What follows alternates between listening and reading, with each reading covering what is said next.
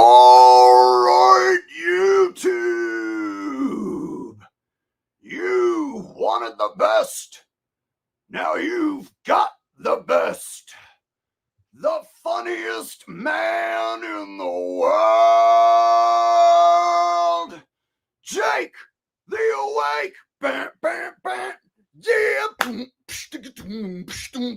Yeah. We're back, bitch. Are you ready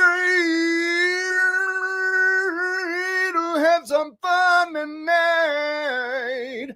I don't think you're ready for what I'm about to bring your people.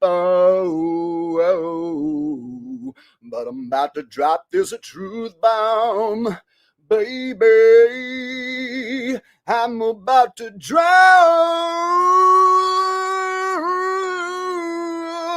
this truth bomb on you, mama, mama, mama, mama. Y'all ready to get crazy tonight? Yeah. Boom, boom, boom, ba ba boom, boom, boom, boom, ba ba boom, boom, boom, boom. Boom, boom, boom, boom, boom, boom, boom, boom, boom, ba ba boom, boom, boom, boom. So rough, so tough out here, baby. So rough. Let me tell you, people. Let me tell you now. Let me tell you, people. They sure love playing rough. Oh yeah, mama, mama, mama, mama, mama, in the city of Compton, where all the ladies shake their booty. Whoa, did I just do a talk box without a fucking talk box? Yes. I don't even know how the fuck I did that. That wasn't even planned. Or was it? Maybe it was. Who knows? All right. Somebody in here knows what's up. Yeah. I caught up on some old Zapp and Roger performances, and I was like, you know what? I should probably buy me one of those fucking talk box things because those sound so cool. And then I was like, you know what? I'll bet you I could make all those same sounds without the fucking talk box. So there you go. Because I haven't went and bought one yet, I just decided to do the talk box without having to own one, just to test it out. I think I like it. So I think I might go buy one so that next time I do the talk box, it's for real. All right. Good times. Do you feel like I do? All right. How's everybody doing out there? Sunflower here. Good times, good times. About to get this party started tonight, y'all. And I'm in a good mood. I'm going to try not to let anything get me all pissed off. I'm going to try. So even if the haters show up, we're just going to boot their ass out and continue having fun. Trout fishing at Hood Park. Getting us started with the first super chat love of the night. Said, need to lay base over that opening. NFL is scripted. Who knew? So tonight, yeah, you see NFL and scripted in the title. It's not really going to be a football stream, but Alex Stein, he had a former player on his stream, and they spent some time throwing the refs under the bus as if the refs are the only ones who fix and manipulate games. Yeah. So we're going to go over that. NFL doing damage control and using controlled cringe cut comedians. Doesn't even deserve to be called a comedian because he ain't funny. Got Alex Jones tied back to Alex Stein, tied back to David Weiss, tied back to Jaronism. What have I done told y'all? Shields of a feather, they flock together.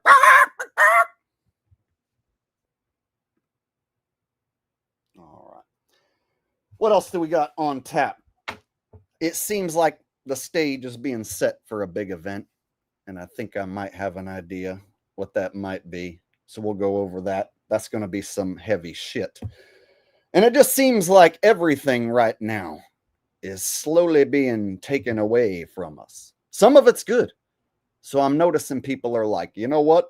I don't have money to spend on fast food or alcohol. So I'm just not going to consume fast food or alcohol. That's good. So there's some good things happening with this recession. People are deciding not to spend their money on stupid shit that kills themselves and waste their time. Yeah. So that's the good news.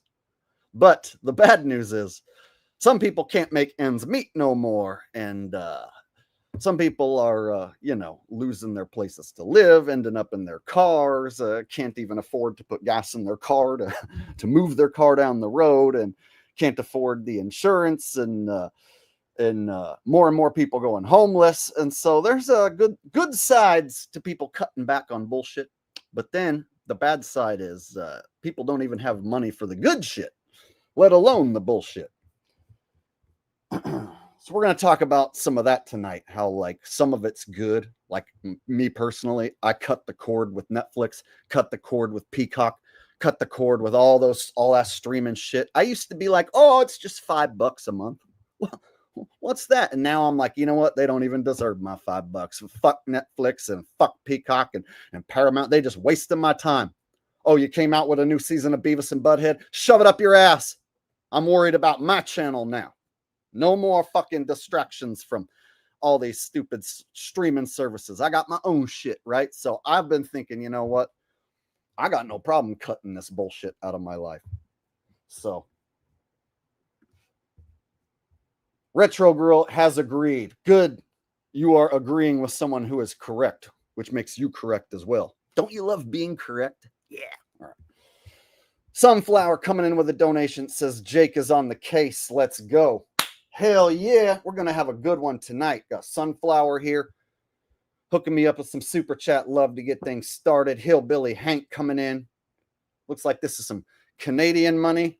Hell yeah. It's going to be a good time.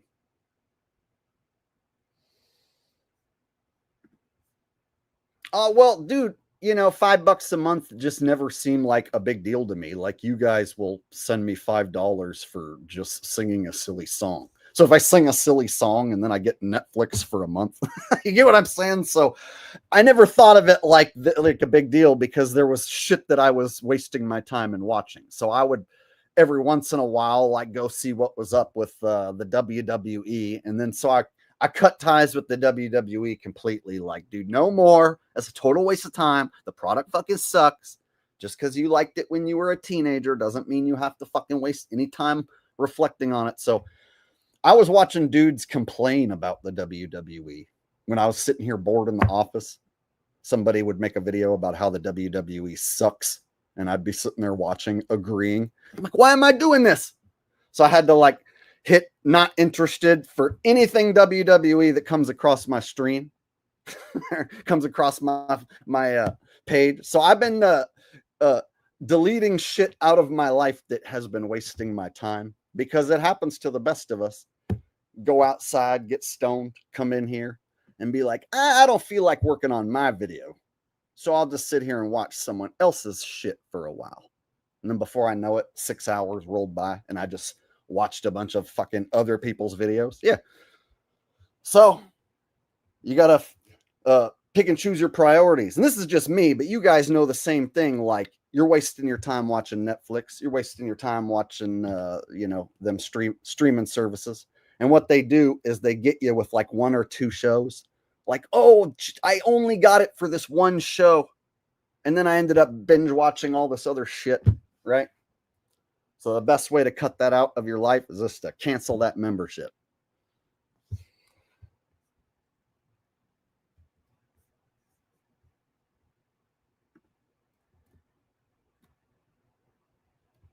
All right.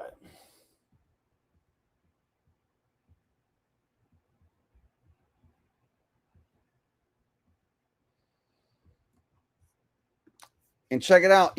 We hear about recession and depression, and there's a plethora of people complaining online about their life and about how shitty everything is. But when I go to the coast, to Santa Cruz, Motherfuckers are paying $35 to park. They're paying $50 for a wristband in the park. They're paying $10 for fucking cotton candies and sodas and shit.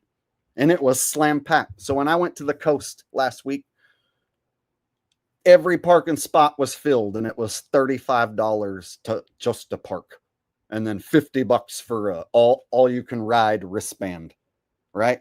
How many parents are willing to fucking throw down on that shit just to like go ride some rides? Well, the park was fucking packed. So I hear Las Vegas tourism is down and tourism in general is down. But when I went to Santa Cruz Beach Boardwalk, which is a seaside mini theme park, it was slam motherfucking packed. And everybody was smiling and happy, glad to be there. It was beautiful. So I actually have a video coming out about that. I just got to sit my ass here in the office and edit that shit. All right.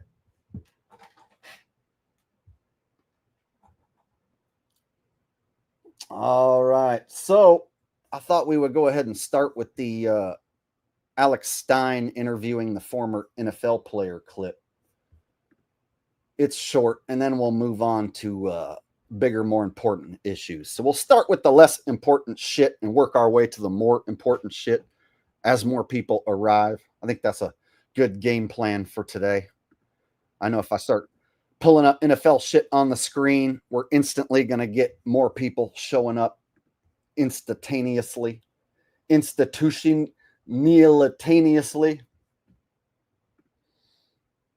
There we go. So check it out. Alex Stein. Prime time. 99 on the gun in the daytime. You're not going. I'm going on time with the gun. I'm pimp my right shot. Ah. So he's hijacking the terms NFL rigged. Right? And who made the term NFL rigged go viral?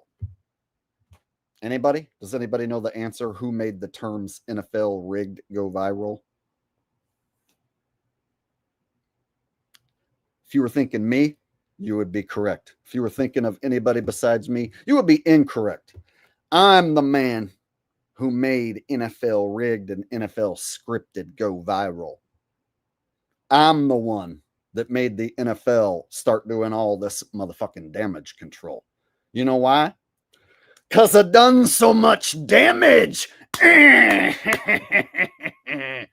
why. That's why they got to do all this damage control. That's why they got to have this controlled, cuck, cringe-ass, unfunny, not comedian sit here with a former player, and they're going to throw the referees under the bus and say that the NFL is rigged because of bad referees, bad calls. Listen up. So my rookie year, which was 2012, we had Peyton Manning. We lost to the Baltimore Ravens in the playoffs, and the way they were able to like kind of get back to get the score tight again was all these calls that the refs were making. We were losing to the Baltimore Ravens. So we got a former fucking player here, Derek Wolfe. We were losing, and then they were able to get the score close again because of the calls the refs were making. Oh, really, Mr. Wolf? So you weren't playing a pretend game of grab ass? You were trying your hardest in a legitimate game of football, and those pesky refs were throwing flags, stopping you from beating the other team easily? Yeah, nice story, bro. Continue lying out of your ass doing damage control, Mr. Wolf. Pass interference calls that can be called both ways at any time, pretty much. There's a penalty on every play, so it's all. There's a penalty on every play, so it comes down to whether or not the refs decide to throw a flag. Yeah, don't you know that like there's holding and there's pass interference and guys are like grabbing each other's booty a little too hard and it hurts and nobody likes it and the quarterback gets touched and roughed and he's like, hey, don't do that. And so like the refs can throw a flag on like any play, man. The refs can just they can just throw a flag anytime they feel like it, and that's why teams win and lose, because of the refs, man. Nice try, guys. Alex, Primetime 99. I'm gonna have an NFL player come on, and we're gonna throw the refs under the bus. Yeah. It's the refs. It's the refs, you guys. It's all the fucking refs. Right? It ain't the players playing fake football. No. It's only the refs. That's the story they're trying to tell.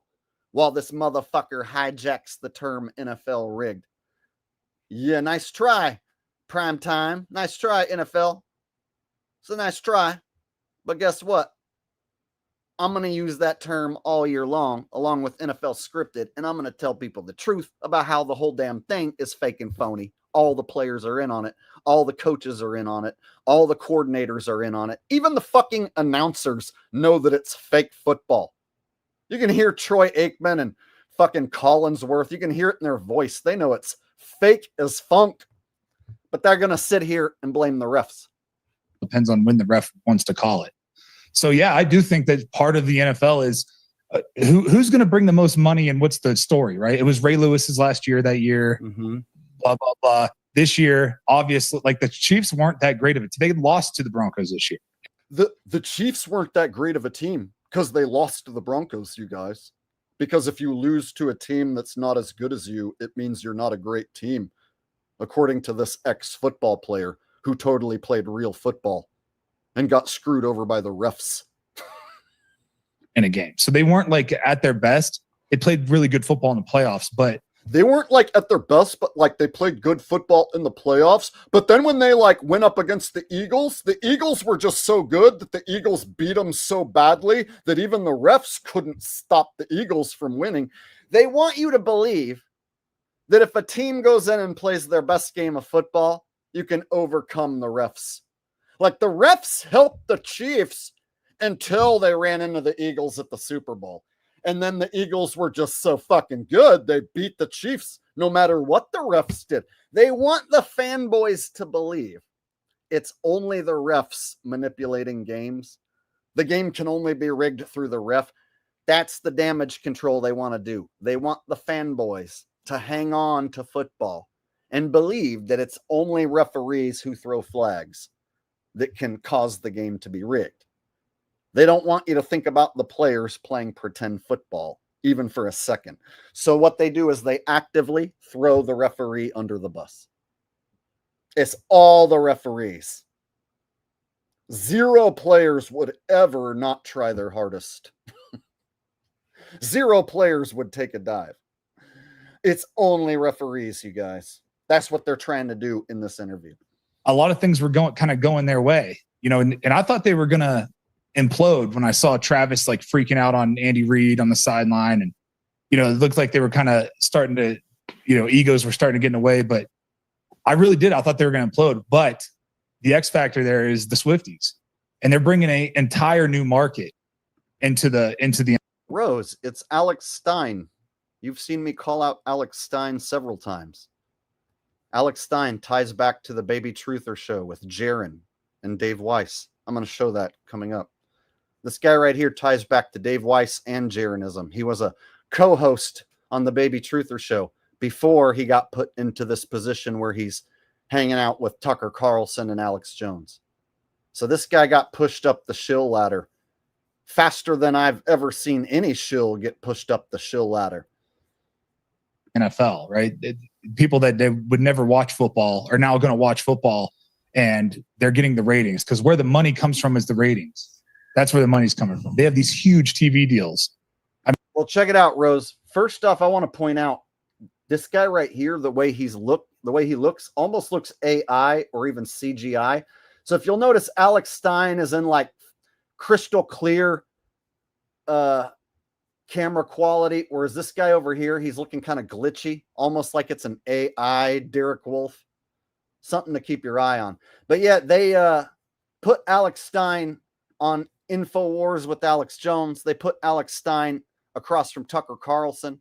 Alex Stein gets inserted into different situations like the town hall meetings. And then he gets pushed and promoted by YouTube for acting like a flamer at town hall meetings. He pushes the right-left agenda. He's there to convince the right wingers that he's sticking it to the libs by acting like a flamer.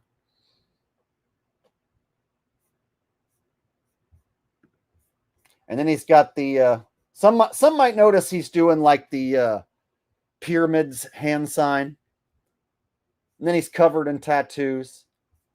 Mainly, I want to point out they're throwing the refs under the bus. And they aren't talking about how the players are in on the act. And former Super Bowl champion Dwight Smith from the Tampa Bay Buccaneers, who beat the Oakland Raiders in the Super Bowl, Dwight Smith said it's entertainment and the outcome is not decided on the field. He told the truth. Whereas these guys, they're not telling the truth about all the players being in on it.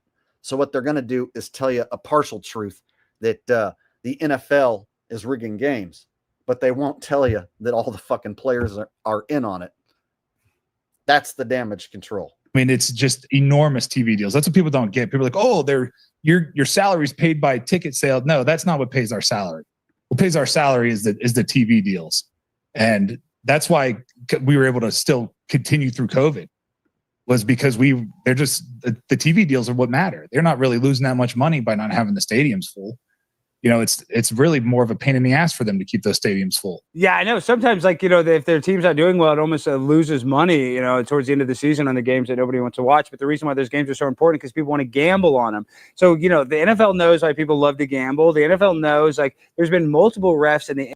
So watch the way that this guy nods here. It almost looks glitchy, like he's a fucking CGI AI person. Watch his face right here. This wolf guy. Towards the end of the season on the games that nobody wants to watch. But the reason why those games are so important because people want to gamble on them. So, you know, the NFL knows why people love to gamble. The NFL knows, like, there's been multiple refs in the NBA. Another one just got in trouble for taking. So I don't know if it's like his internet connection is just shitty. I guess that's a possibility. But he seems like he might not even be a real guy. So I've actually thought that maybe Alex Stein is interviewing an AI Derek Wolfe. And Derek Wolfe might not even be there.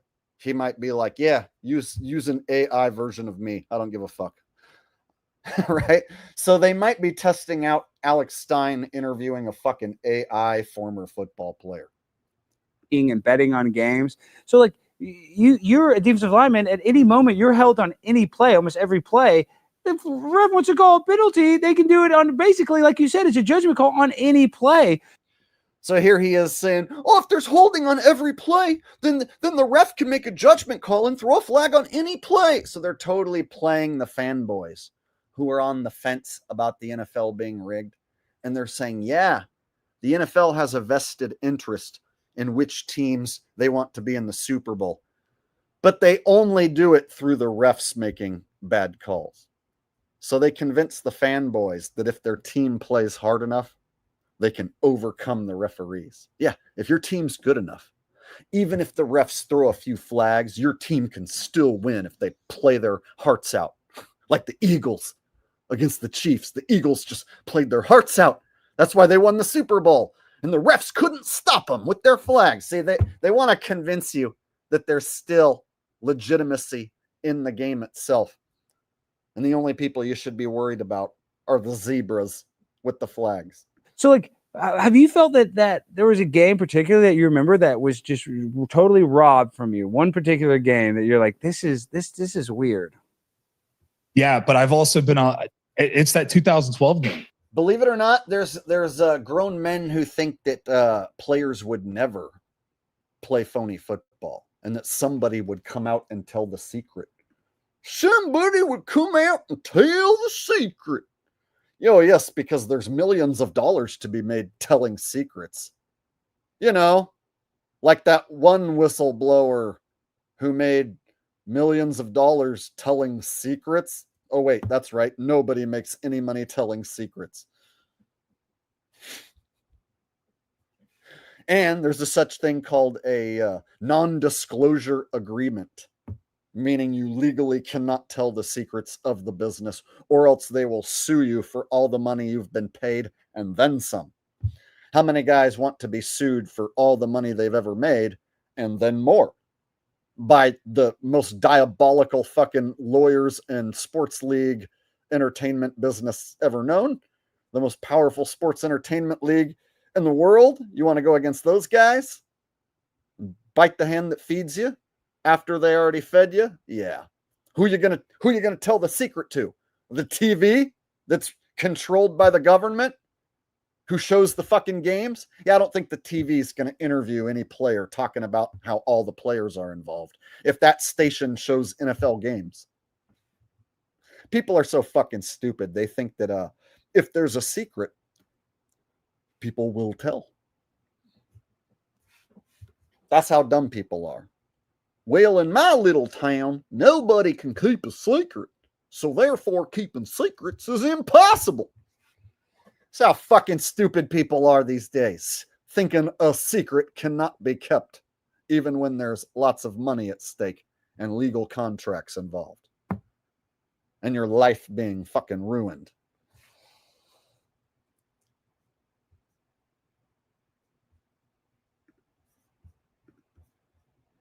That That game. playoff game. So you're saying that you definitely, even because that's what you honestly believe, though, because if people are going to clip this and if this is a conspiracy, but you do think that they rigged it for Ray Lewis for him to go out as a champion. Wow, that's a bold. You really think that they rigged it for Ray Lewis? Wow.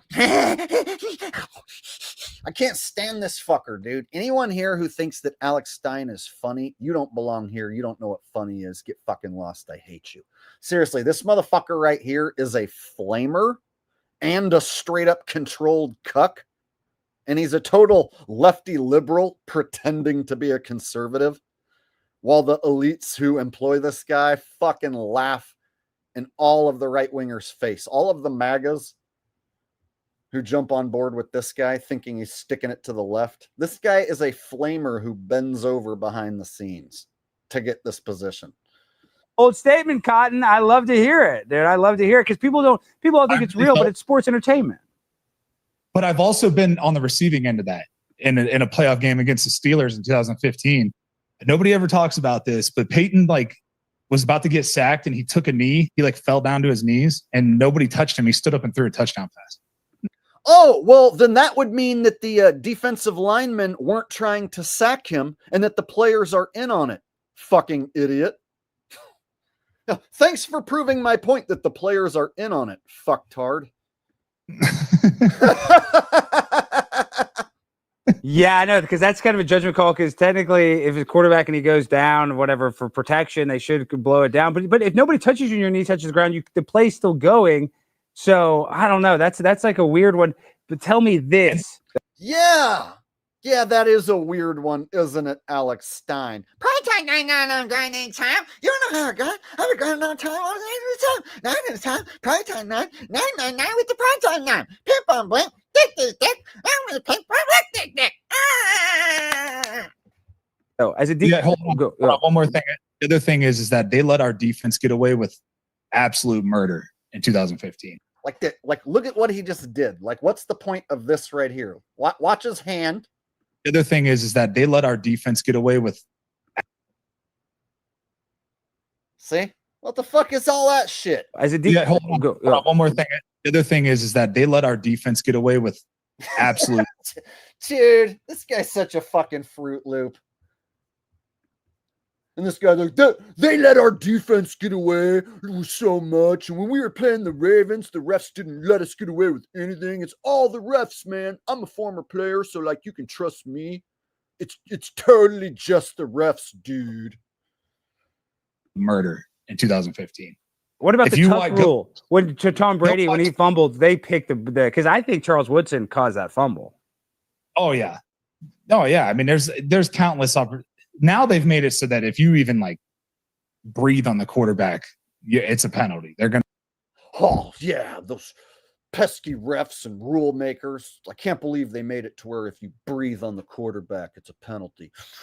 Yeah, it's the ref and rule makers' fault. The players, they want to hit the quarterback as hard as they can. They're just not allowed, man. Such fucking retarded damage control attempts here. Any fanboy who clings to this, oh, okay, yeah, it is just the refs. It's definitely not the players. Only the refs. And you not only as a penalty, you're getting fined as well. So they made it a lot harder to get the job done because we're taught to make those quarterbacks feel us. Like they gotta be in. We're taught to make those quarterbacks feel us. Fear of getting hit.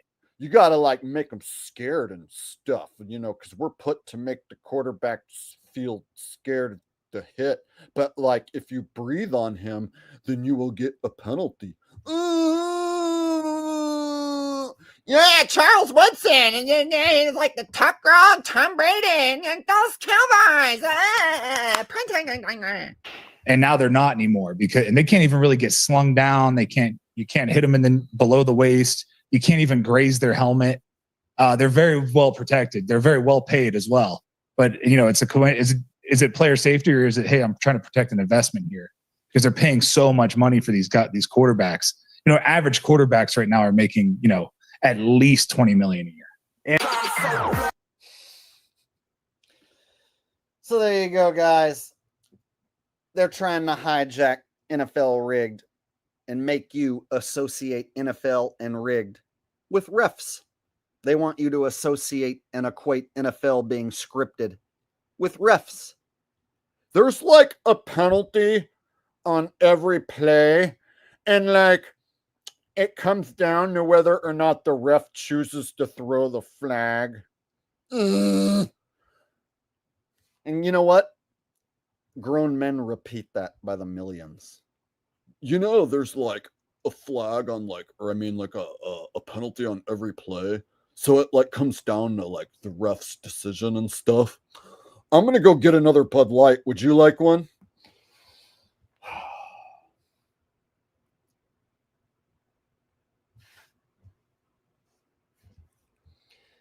All right. Now check it out. Let me show you how shields of a feather flock together. You can tie these guys right back to other shills. So we'll do Alex Stein, Tucker Carlson.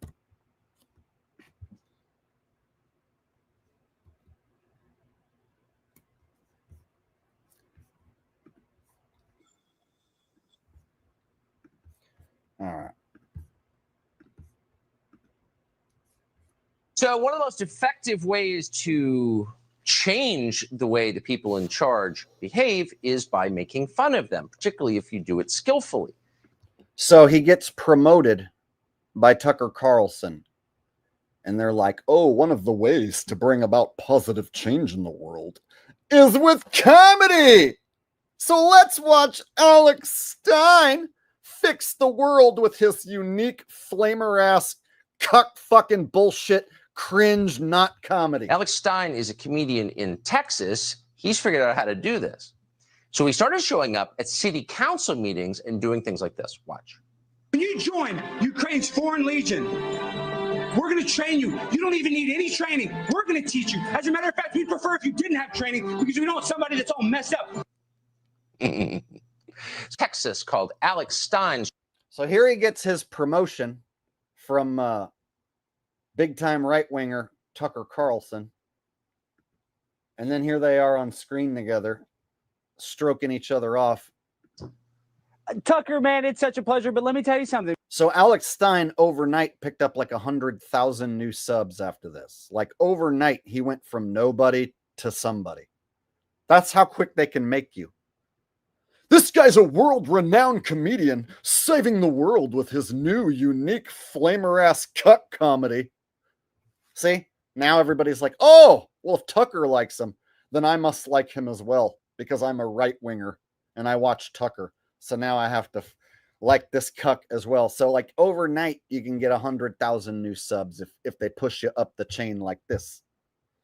Because we're under constant trauma-based mind control from the media. So what I did is I said, I'm not going to just lay down and let them control my life. So I said, I'm going to politicians.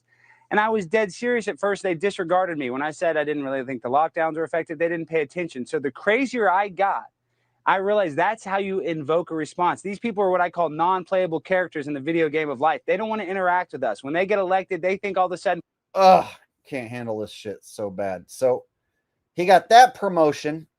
And then he also went on InfoWars, I'll just show a quick clip just to show you.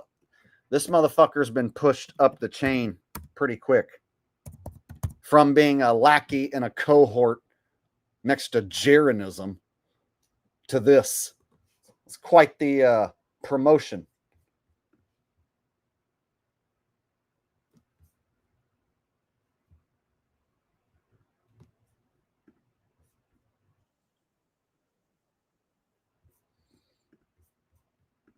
All right, so he's been on InfoWars, I think, multiple times.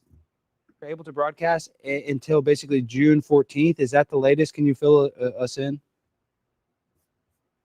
Yeah, so the next big court date is June 14th. I think that either by the end of the day, June 14th, or on the 15th, we'll know for sure what the future of InfoWars is. Okay, so I've seen him in another clip, like literally selling Alex Jones shit, right? And pushing their products. And so he ties back to Tucker Carlson and InfoWars. But before that, he was a sideshow lackey. He was a co-host on the Baby Truther show. So let me show you guys that real quick to show you he went from sitting next to Jeranism and Dave Weiss as a fucking side fucking host, a nobody, to then sitting next to Tucker Carlson overnight. How the fuck does that happen unless you know somebody high up the chain to plug you in?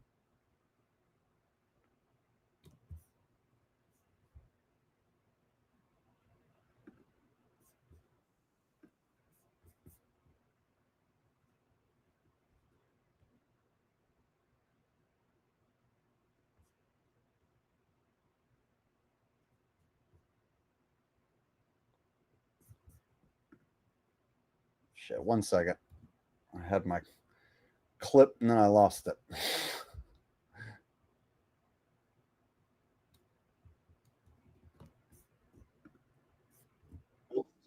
Here we go. Found it. Okay. So check it out. Baby Truther show. This is from 2021. So this was back when Jeranism was still running strong. Dave Weiss still getting a ton of promotion on the flat earth scene. And here's Alex Stein running with Jeranism and Dave on the Baby Truther show.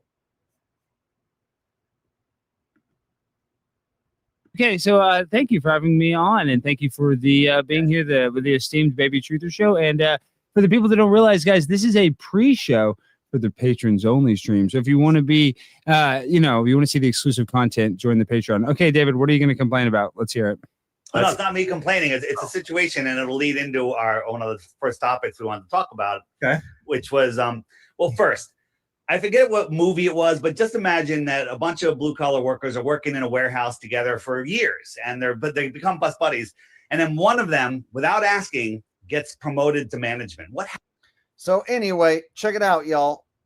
There was a time when I was busting Jaren, and I was like, he's a fucking shill, you guys.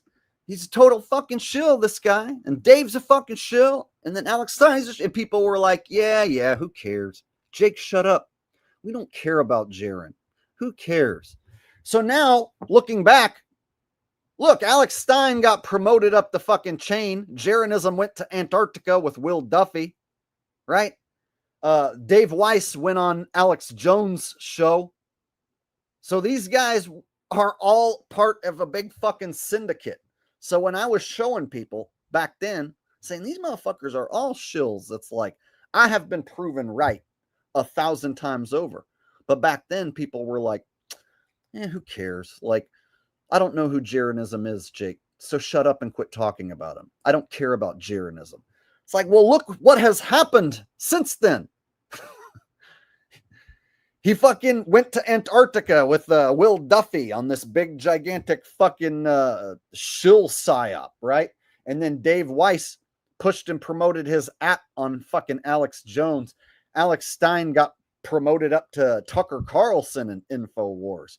It's like all these motherfuckers are all tied together, and it ties back to like Tucker Carlson, tying back to fucking all the way back to Trump. Even when you tie guys back to like Alex Jones, who ties back to fucking Joe Rogan, who ties back to Trump, it ain't far of 6 degrees of shill separation right back down to one of these low-level shitbags. So it starts with a low-level shitbag, and then before you know it, they're sitting next to some higher-level shitbag who knows this other higher-level shitbag who ties back to fucking Trump.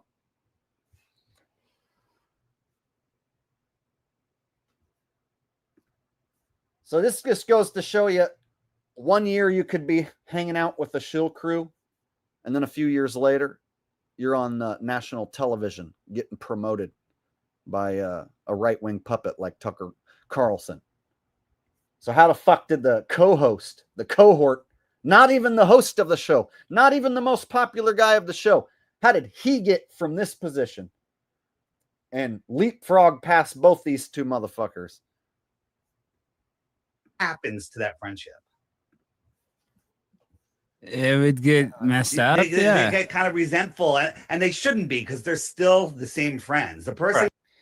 Elmo had his way with Joan's wife. Elmo stuck his puppet fist all the way up Joan's wife's gaping vagina because she's so loose, because so many men have won the twain on Joan's wife that she's the loosest woman's vagina Elmo has ever had his puppet fist inside. Joan's wife is the biggest slut that Elmo has ever seen. Elmo has never seen a woman do as freaky dicky things as Joan's wife.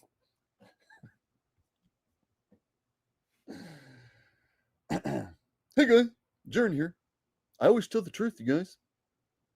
I don't think that the Earth is flat. And I don't believe that the moon landing was fake. I believe the moon landing was real. And I'm really upset that Jake's talking about my wife again. I don't know why he would do that. I was always nice to Jake. I was always honest. I never slandered Jake. I don't know why he would do this. All right, you guys. I'm going to go do my trivia show for 20 people or so. Does anyone want to watch the Fact Down? Thursday Night Fact Down? There's some trivia. All right. So here you go. Alex Stein tying back to the baby motherfucking truther show. And worst of all, there's an example of him, what looks like doing his humiliation ritual, where he's wearing a woman's bathing suit out in public. And he's worn a woman's bathing suit out in public on several different occasions, from what I hear. I'm just going to show a quick clip to show you.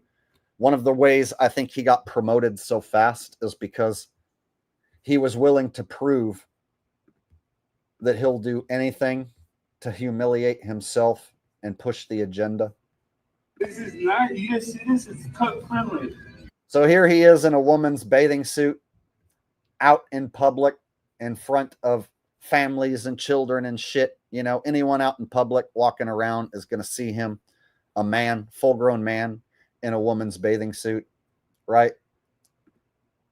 So anyone who thinks that he's a right-winger sticking it to the libs, you're not exactly sticking it to the libs by putting on a woman's bathing suit and parading yourself around in public like a flamer. That doesn't stick it to the libs so much as make himself look like a total fucking flamer, like he's humiliating himself on purpose. So just showing you, if you do things like this. This is not, you just see this, it's cut friendly. You see? Then perhaps this is how you get promoted up the chain so quickly, from cohort on the Baby Truther show to personally getting promoted on national television by Tucker Carlson and getting 100,000 subs like that.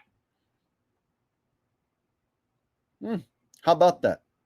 Jake, you're just jealous that, like, he gets more views than you. Right.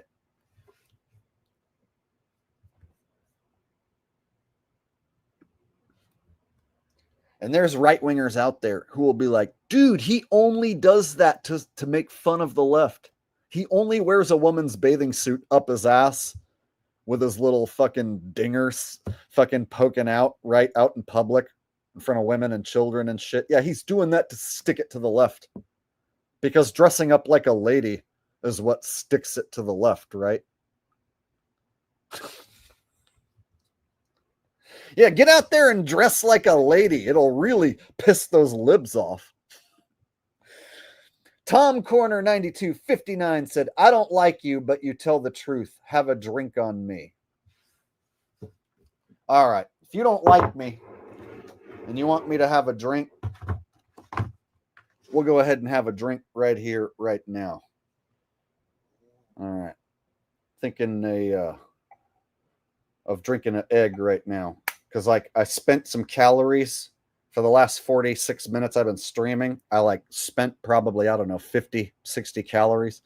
So I need to drink this egg to replenish the calories in my body. So I'm going to go ahead and do that right now. Crack this little eggaroo. Whoop. Going to get it all over my keyboard. Just kidding. All right. Cheers.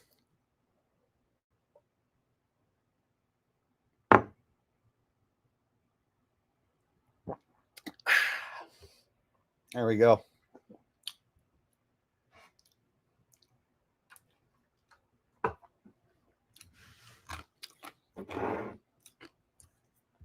Wonder how many people can handle me drinking a raw egg.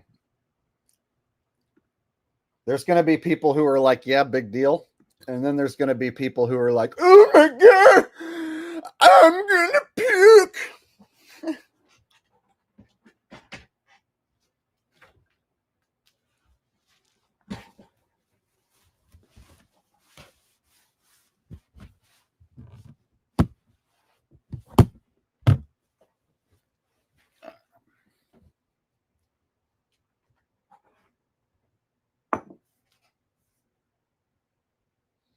All right.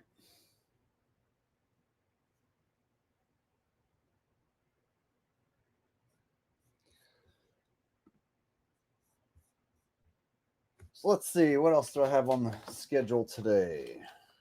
Oh, yeah. The Minnesota drill. Got one video to show you guys about the Minnesota drill, and then we'll move on. So I'm going to give a shout out to the News is Fake 4 channel, which I've given a shout out to several times in the past. One of the few guys who hasn't stabbed me in the back. I don't know the guy, never met the guy, but he put out an excellent video.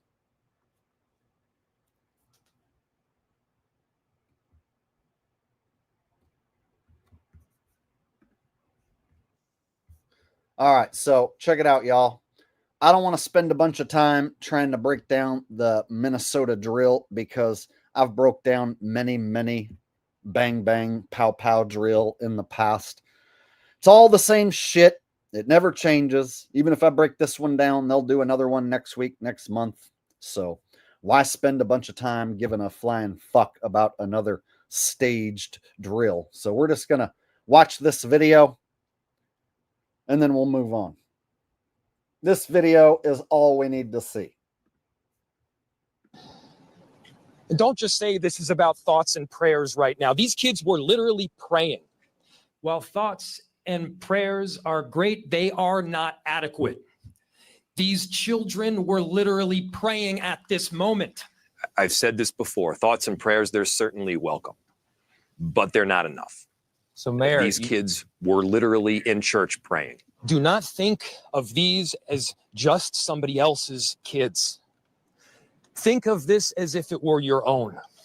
Look, we have to be thinking about them, not as somebody else's kids, but as our own.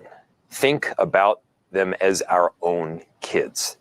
We shouldn't just think of these kids as somebody else's kids. Think of them as your own kids.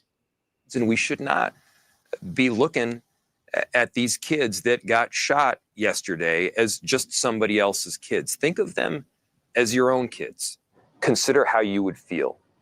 Think about, that last interaction that you had with your children. All I'm going to say is imagine if this tragedy happened to you.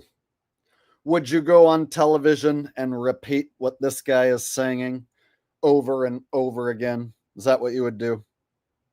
If this tragedy happened to you or someone you know, are you going to go on television and repeat that over and over again? Is that what you're going to do? Does that seem like the logical conclusion? This morning, you kissed them goodbye, you shoved some applesauce in their hand. Think about the last thing that you told your son or daughter when you said goodbye to them this morning. The gentle kiss on the cheek, a few kind words, shoving them a pack of applesauce. Think about that last time your child walked out the door. You patted him on the butt, patted him on the head. You put a package of cheese and crackers inside of his plastic lunch pail. Gave him a kiss on the cheek. You said, have a good day at school, buddy. And then you kissed him goodbye. And then you slapped some applesauce on his ass.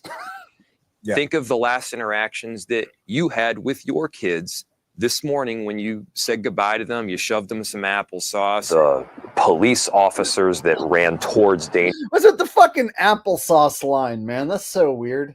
The applesauce line. You shoved some applesauce up inside of his Ninja Turtles lunch pail next to his thermos. When the rest of us could have ran in the other direction. I'm grateful for our first responders and our police officers, not just from Minneapolis, but around the state, who ran towards danger when so many of the rest of us could have ran in the opposite direction. We have more guns in America than people. We have more guns in America than we have people. That's a problem. When you have more guns than people in America, you got a problem. There are other countries in the world where some sort of horrific shooting takes place, and then they take the action to make the necessary change so that it doesn't happen again. Did you guys know in other countries, when horrific things like this happen, they make the necessary changes? So why aren't we making the necessary changes? Huh? If horrible things happen elsewhere and they fix it, well, then why aren't we doing that? Essentially is what he's doing. When we see other countries around the world that experience senseless gun violence, say they're going to do something about it, yet here we are. So there you go, guys. Do I need to say anything anymore? Here's the deal. Trying to break down every bang, bang, pow, pow drill. I've already broke down, I don't know, 100, 200 of these damn things. It's the same shit, different day. They're going to have another one next week, next month. And it'll be another person with a manifesto, right?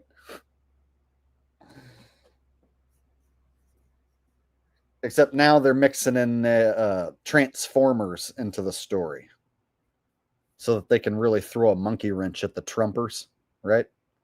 So now the Trumpers have to be like, well, it was a Transformer person who was mentally ill. So they can convince the Trumpers that it was a mentally ill person. And then the libs will get triggered over that. Are you suggesting the person was mentally ill just because they're a Transformer? Yep. You can't suggest that. They want both sides to think that somebody can just be a whack job and go on a bang bang pow pow spree, right? So now it's a transformer went on a bang bang pow pow spree, but next week it might be a white nationalist who loves Trump and did it for Trump.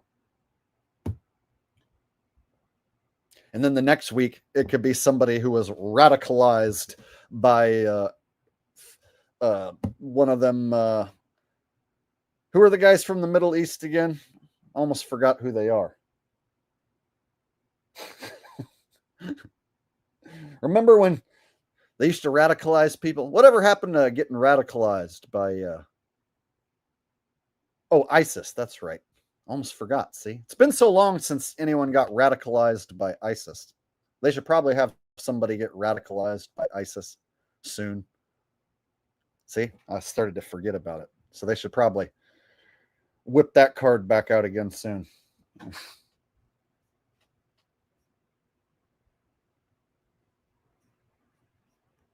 Oh, in the Taliban. See, I almost forgot about ISIS and the Taliban. They should have somebody get radicalized by one or both of those groups soon and do something tragic to remind everybody how bad those groups of guys are.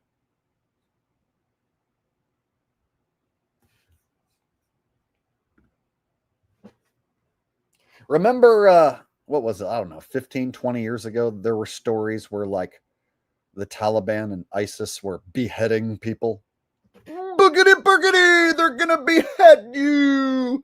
Death to America. La, la, la, la, la. I hope they don't cut my head off, but they're about to cut my head off, so I'm gonna say my final goodbyes before they cut my head off. Death to America. Shing. Remember those? Yeah. They just stopped doing that.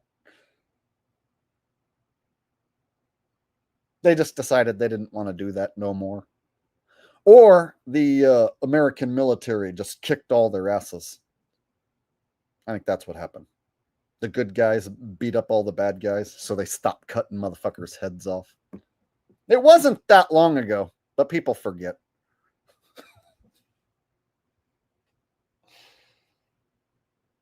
All right.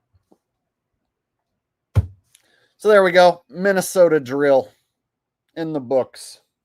We'll move on from that and we'll go on to the next story. All right, so this next one's got me a bit worried because I think something big's going to go down. I think that this fall, something's going to happen. I don't know what it is. I just have this feeling that fall is when shit's going to get crazy and go down. So check this out. Something that might happen in fall, and I pointed it out before. Are they possibly going to throw a plandemic number 2 at us? Are we going to get plandemic number 2? Cases of COVID-19 are again on the rise across California.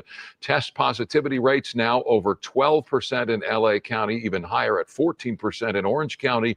Those rates among some of the highest in the country. With more, we are joined once again by Dr. Anne Remoyne, professor of epidemiology at the UCLA. And you know what? I think I pulled a super chat up on screen, the last one I got, but I didn't actually read it out loud or thank the person. I just noticed that. So let me go ahead and read that last super chat out loud and thank the person who sent it.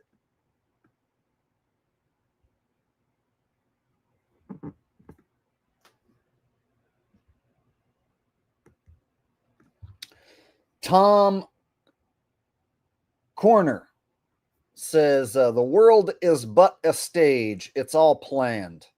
Yeah, so that's why I'm talking about the plandemic number 2 coming back. I've mentioned this before. Like, are they going to rerun that plandemic script again? Except this time they could say it's twice as bad as last time and that you need to stay 12 feet apart instead of 6 feet apart.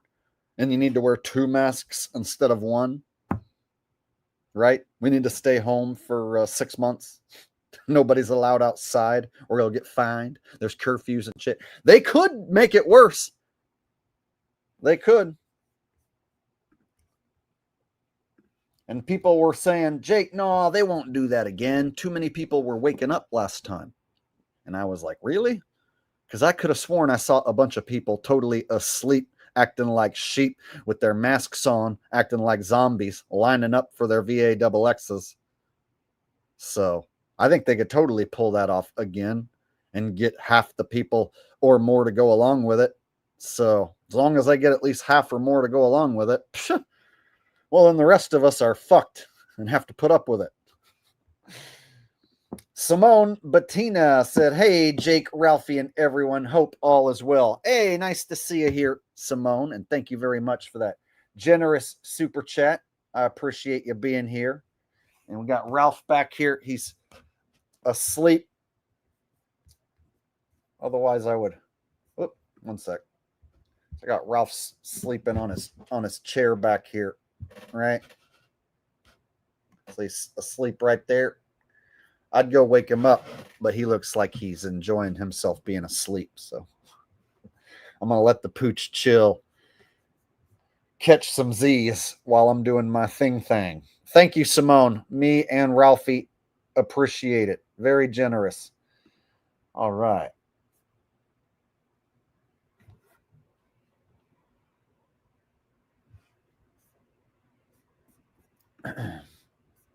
So let me get back to this news clip here. Fielding School of Health. Good of you to be with us, Dr. Ramoyne. Let's start with the basics here. What's driving this surge in positive cases, and is it cause for concern?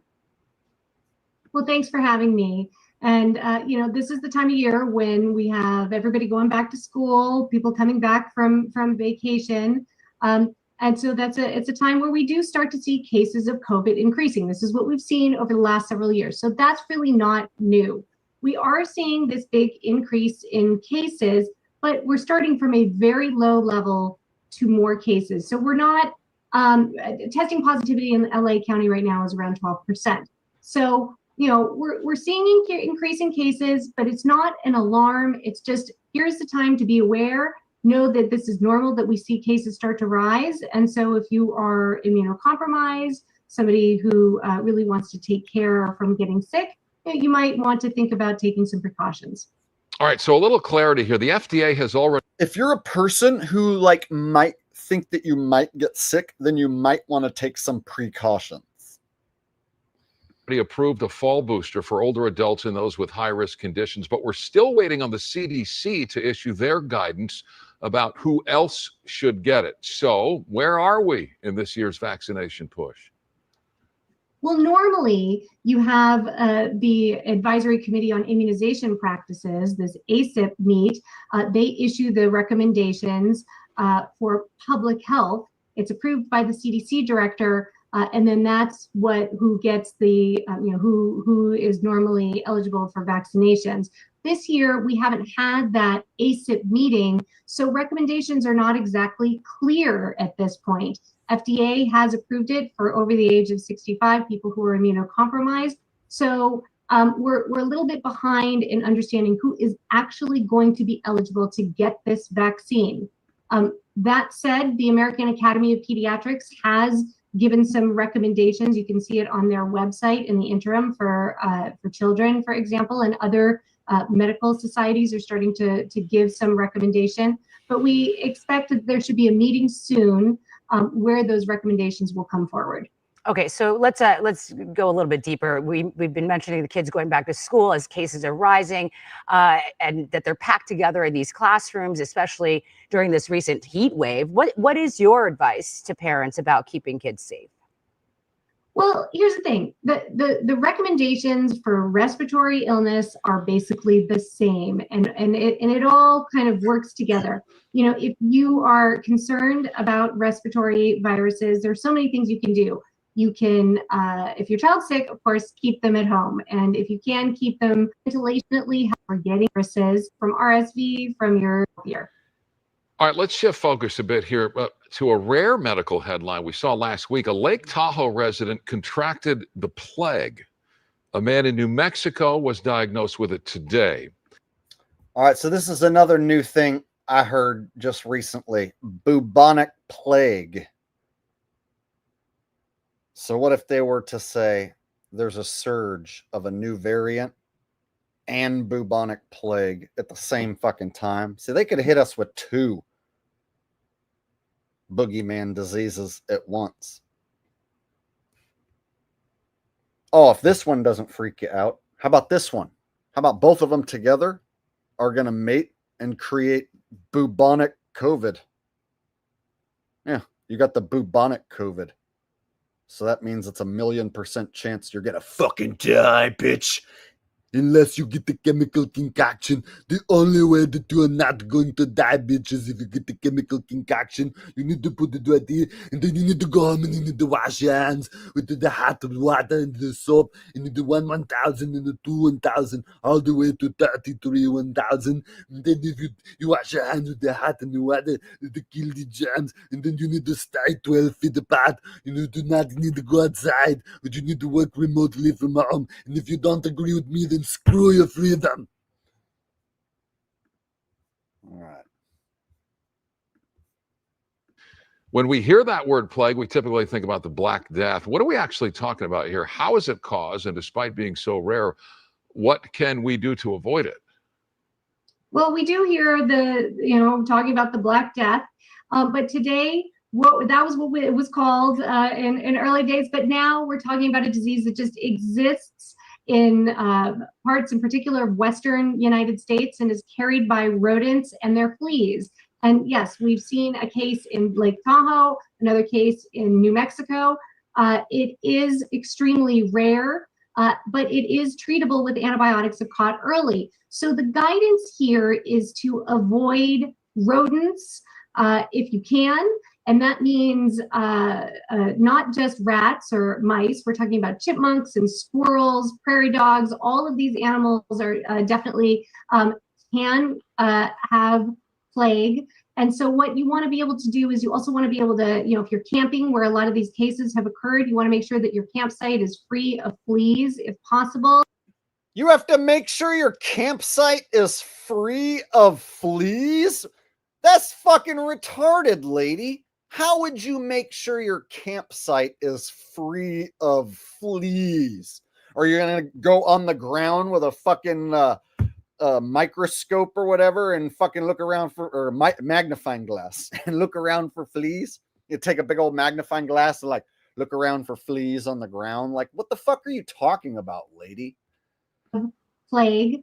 And so what you want to be able to do is you also want to be able to, if you're camping where a lot of these cases have occurred, you want to make sure that your campsite is free of fleas. If your campsite is free of fleas? Yeah, because that's what you do. You do a flea inspection at your campsite.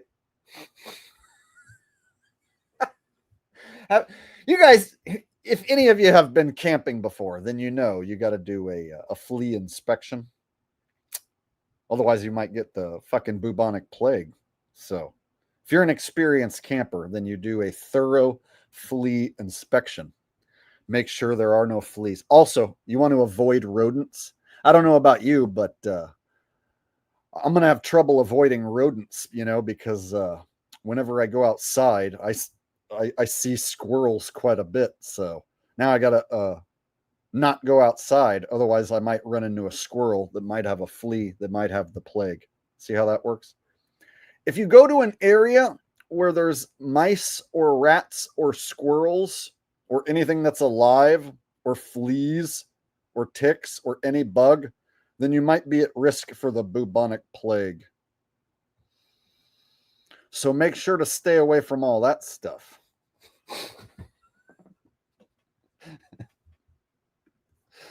Possible. Avoid flea bites. You can wear pesticide, wear DEET or another repellent. And the other thing that you can do is also make sure that your dogs or cats are not chasing after rodents as best you can, not bringing them into the house. Your dog's not allowed to chase squirrels. Well, I guess I'm fucked because my dog, whenever he sees one, he chases it up the tree. So we're fucked. Yeah. I guess we're not allowed to ever go to the park ever again. Because it's those the bacteria that is on the fleas that that actually gets you sick. So check it out, you guys. Squirrel has a flea. Flea has bacteria. Flea bacteria gets you sick. You heard it here. That's what causes bubonic plague. And it just so happens it wasn't doing that like last year or 5 years ago. No, but it is now. And it's probably in your neighborhood. Yep. It's probably the squirrels that you see in your neighborhood. You know, that mouse that might be loose in your house probably has fleas, probably has bacteria that will probably kill you. So you're going to want to avoid contact with any sort of living creature that might have a flea, that might have the bacteria that might kill you. Oh my. Okay. As we wrap things up, let's talk a little bit about valley fever. There's already been more than 6,700 cases of the infection in California. Valley fever. Oh my. Okay. As we wrap things up, let's talk a little bit about valley fever. There's already been more than 6,700 cases of the infection. Oh, they had to say 67 instead of 66, right? In California, more than double the 10-year average. We are seeing moisture in the air now, but valley fever typically surges after dry summers. What's important for viewers to know? Well, you know, the thing is that we are seeing increasing cases of valley fever over time. And we did have a period of rain, a period of drought. We are now kind of in this in-between season. We are definitely seeing cases increase, and this is from inhaling the fungus that is in the soil. So the key here. Oh, man. There you go. So you got a new variant, bubonic plague and valley fever. Boogity boogity. And now I feel like I'm coming down with something. I better drink an egg. I think that'll help. I think if I drink an egg, it'll make my chances of survival that much better. I don't know. We'll see. Couldn't hurt, right? I don't think it will hurt. So let's just go ahead and put this egg down here in this glass, right? And this time I'm going to add a little cream to the mix. Little half and half. Yeah. Cheers. Out of my favorite mug, too.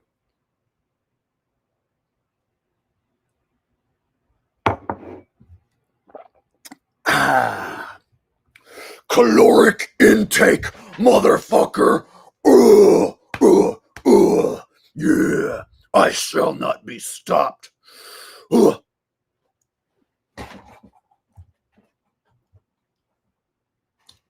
Yeah. You know what? Thinking I need another one. That one was good and it made me feel better. So I'm thinking a second egg is in order. Actually, this will be the third egg I've drank on this stream. You know what I notice during these streams? I don't get any nutrients. So I thought during this stream I would totally get some nutrients in my body while I'm streaming so that I stay in a good mood and I have optimal energy. Cheers. My third egg of the stream.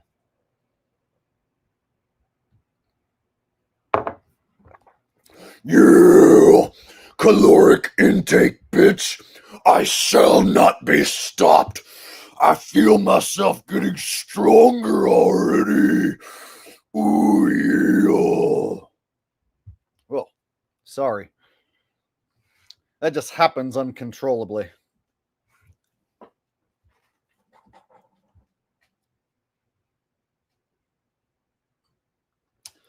So last night I was eating a bunch of calories and drinking some eggs. And then I just had this thought that eggs are probably good for my hair and my face. I just had a thought that that's probably good for me. So I rubbed an egg yolk all up in my hair, and then I took the egg white and put it all on my face. And then I decided to look up online whether or not that's even a thing. And I found out it totally is a thing, and people do that. So it just occurred to me to put egg in my hair and on my face just because I thought it would probably be good for me. I just had a thought that maybe it is. And then I looked it up, and it turns out I was totally right, at least according to one website that said rub an egg on your hair and on your face is good for you.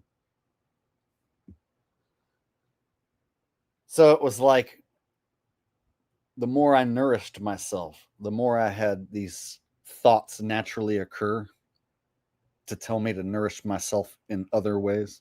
And I was like, that's a fucking good idea.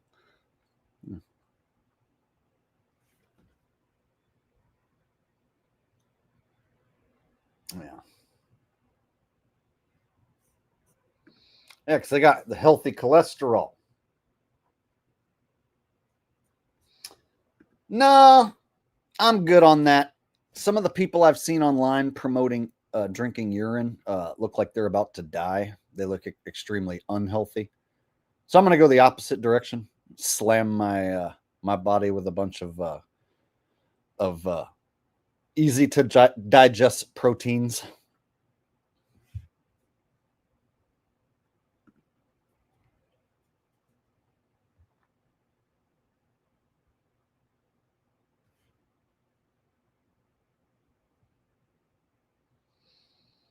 Yeah. All right, y'all. Got another video. More video. We'll watch a little more doom and gloom because I think we might be headed into another pandemic this fall. I hope not. I would prefer that it not happen, but it seems like they're setting us up because we have all these distractions going on. It seems like every day there's multiple distractions, and then they're just going to hit us out of nowhere with pandemic number 2. It's what it seems like. I could totally be wrong. All right, now check this out. Apparently, the people at Burning Man got hit with a huge storm, and it might be symbolic of like what's to come. So this might not mean anything at all, but a part of me thinks that this Burning Man storm is scripted. I think that if you go to Burning Man, you're basically participating in an event where the government can spray you from above with whatever, create any sort of storm to fucking lock you in there. And all they need to do is flood you out, and you're stuck there. You're stuck in the fucking mud. I went to Burning Man once, never again. Never, never again.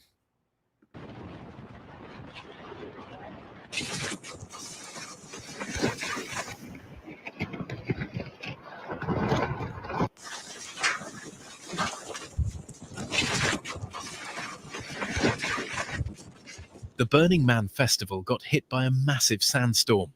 What was supposed to be a once-in-a-lifetime experience filled with music, art and community turned into a sandy nightmare. Strong winds slammed the Black Rock Desert. Visibility collapsed to near zero. Tents fell. Now, even under perfect conditions, I don't like this festival. And my main gripe, there's no fucking grass and there's no fucking trees. And it's hot because it's in September, right? And it's in the desert. And so the only shade is like underneath a tarp or in a tent or whatever. So I was always feeling like I was hot and overheating.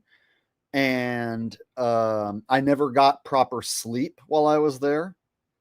And so by like day 3, I fucking was done. I was not happy being there.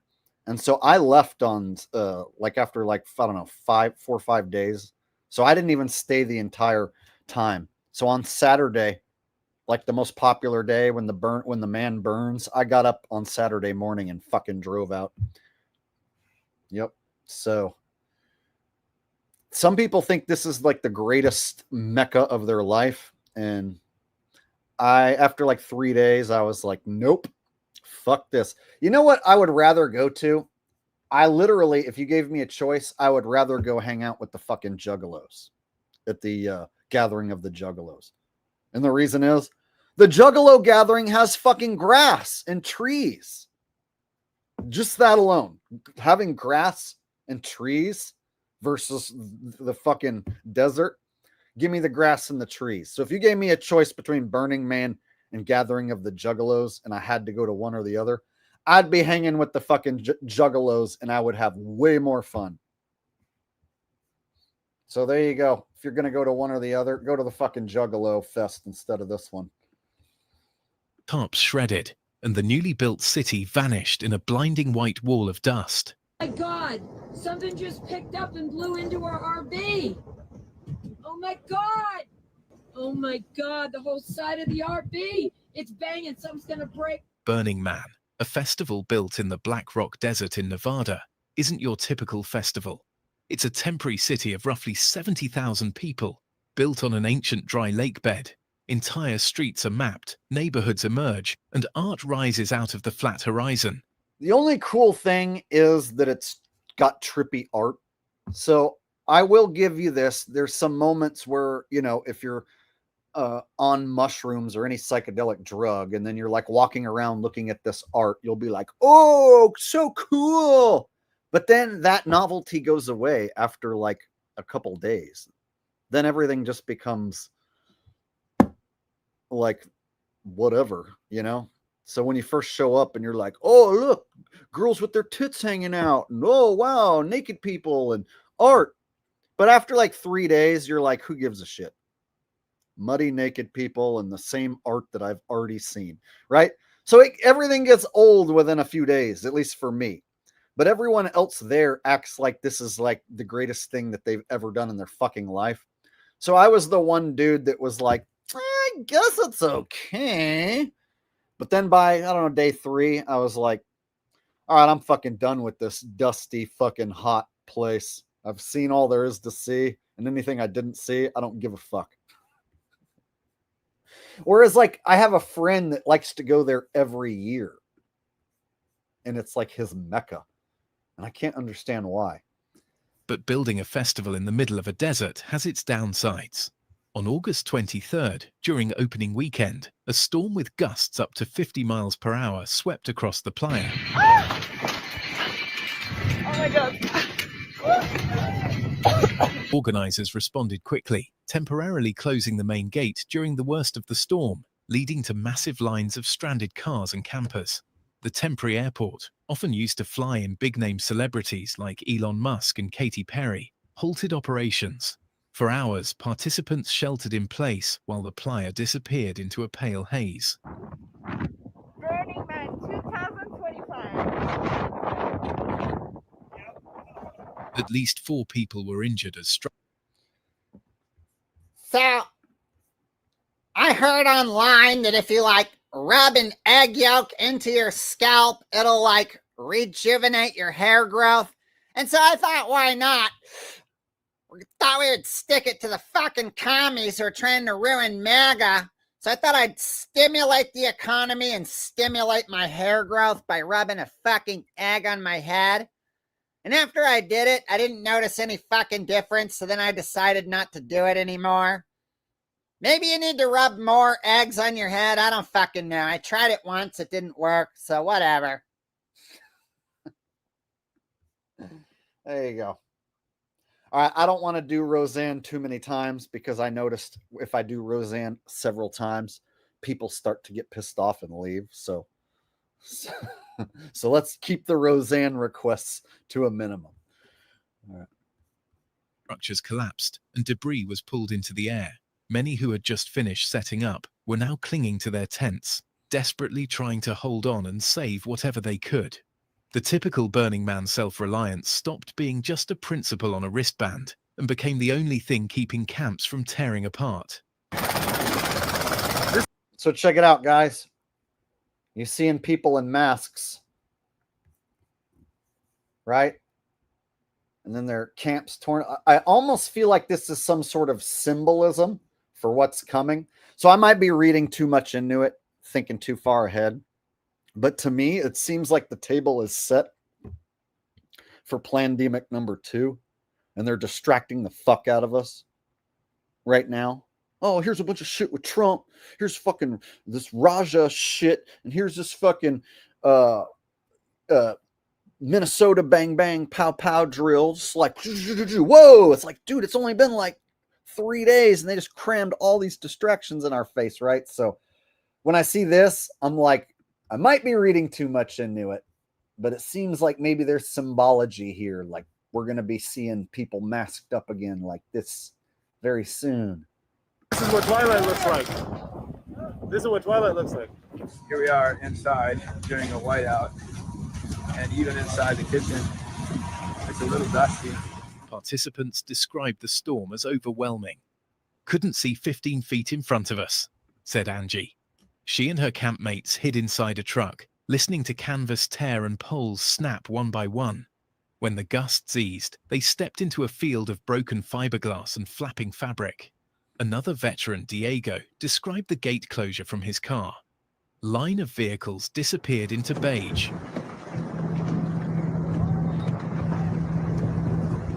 Folks started passing goggles and masks between cars, telling people, turn off your lights, don't keep your foot on the brake, and just wait it out.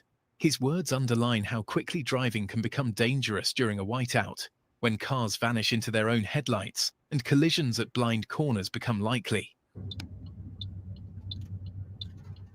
Across Black Rock City were torn apart. Open-air dance floors lost their shade structures, sound systems were buried in dust, and stages built over weeks of preparation collapsed in minutes. An orgy tent, yes, you heard that right, got destroyed and had to be rebuilt. Ah, yes, the famous orgy dome.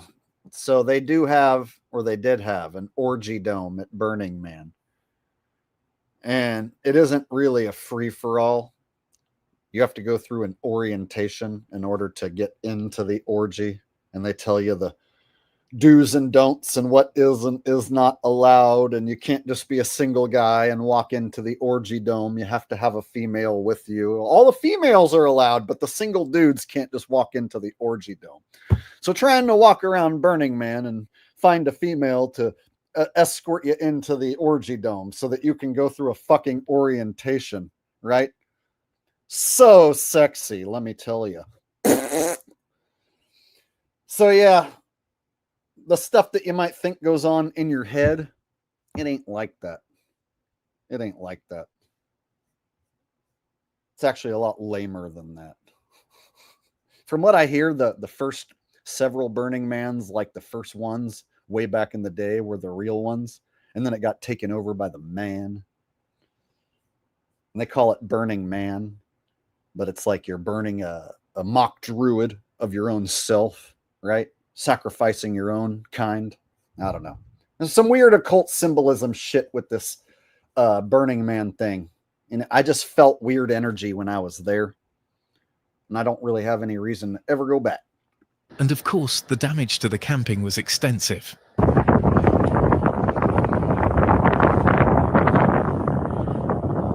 Inside the playa, one of the biggest losses was a striking art piece, the Black Cloud. This enormous inflatable, weighing about 8 tons, had only just made its debut when the winds shredded it from the inside. The Black Cloud. See what I'm saying? Maybe I'm reading too much into this, but it almost feels like there's symbolism here. Oh, the people got hit with the storm and they had to wear masks and they passed the masks around. And then they lost the Black Cloud. As if the dust wasn't enough, Sunday brought more trouble. Additional bursts of wind returned, followed by periods of rain. It is soaking wet here at Burning Man. Look at this water. But over here is a double rainbow. Who gives a fuck about a double rainbow if you're stuck in that mud? On the playa, water doesn't sink in.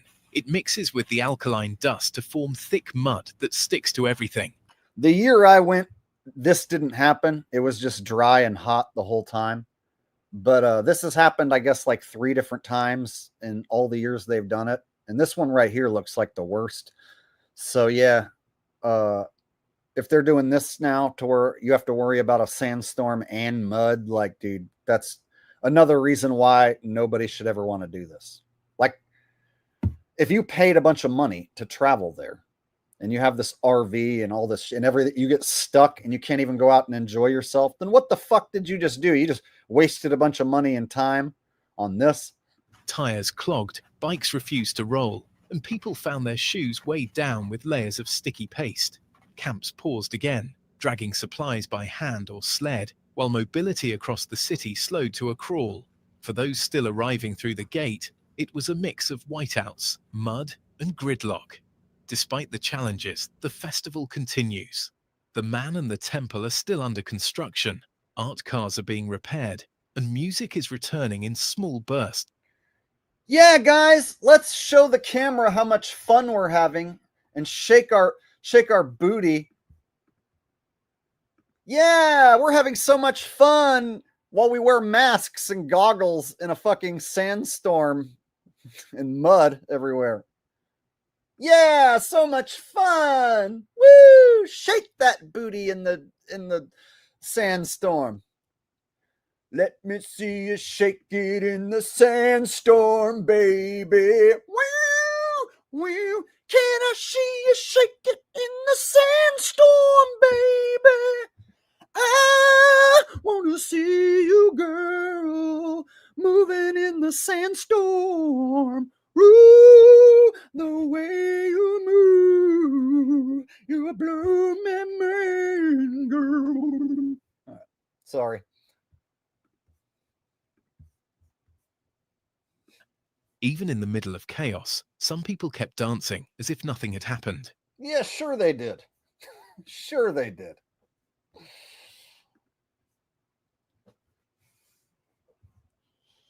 More like they had to get a shot there at the end, like, hey guys, so we need to show that people are still having fun. So can you guys like dance in front of our camera? Because we got all the doom and gloom shots. So now we need to add in like 5 to 10 seconds of people appearing to have fun. So yeah, take it from me. Even if it doesn't rain and there's no sandstorm, it ain't that fun. It ain't that cool. You'd probably have more fun hanging out with the juggalos. At least they got grass and some fucking trees.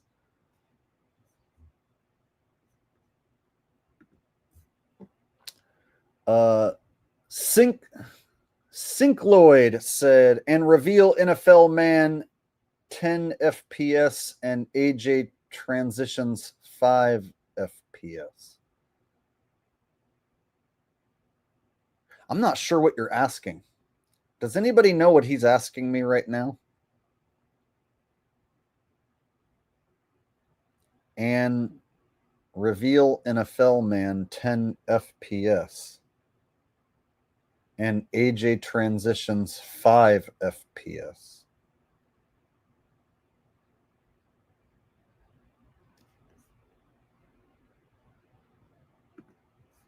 Frame to frame. I'm still confused.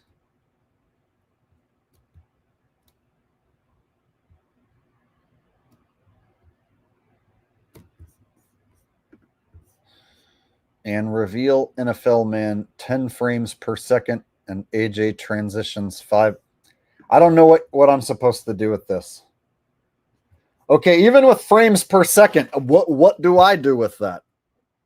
Am I supposed to show a video, do an impression, state my opinion? I don't even know what the fuck I'm supposed to say.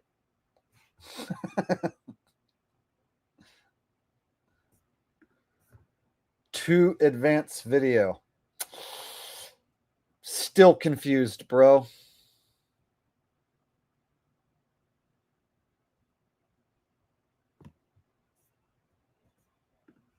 I think he's trying to confuse me.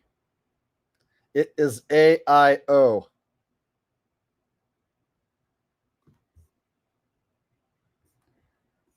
Well,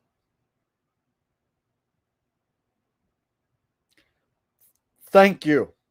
I agree with you. 10 frames per second. AIO. Thank you. Me and you agree. Yeah. That should help. That's good enough. He's taken care of in my book. He got what he came for. All right.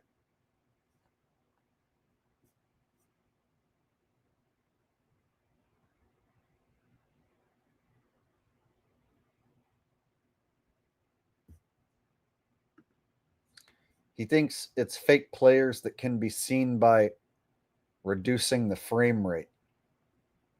Yeah, but on the field, people in the stadium are seeing the real players. So how are you going to have fake players if there has to be the guys running the plays for real in the stadium?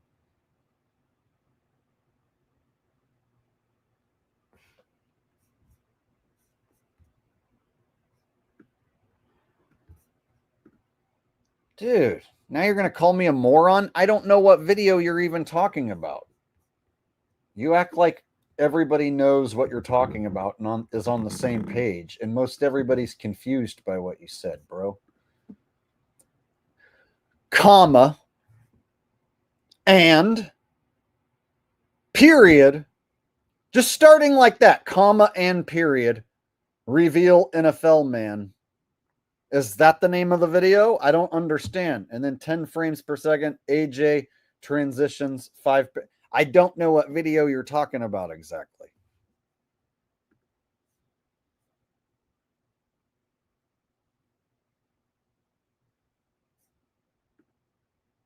The interview you said, yeah, that was like an hour ago.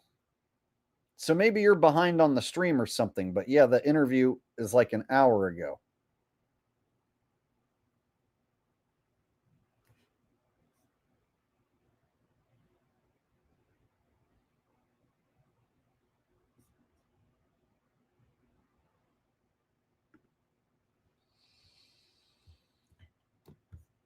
All right. Yeah, I don't even know. I don't know. Oh well.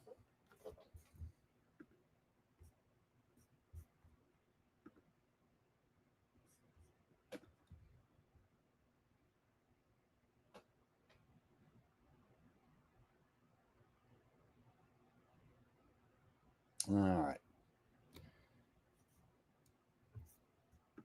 So check it out, guys. People are choosing not to attend sporting events as much this year. Baseball game, but unfortunately, the Cardinals made the wrong kind of history last night. The team announced fewer than 18,000 tickets were sold for Monday night's game, making it the least attended game in Busch Stadium 3's history.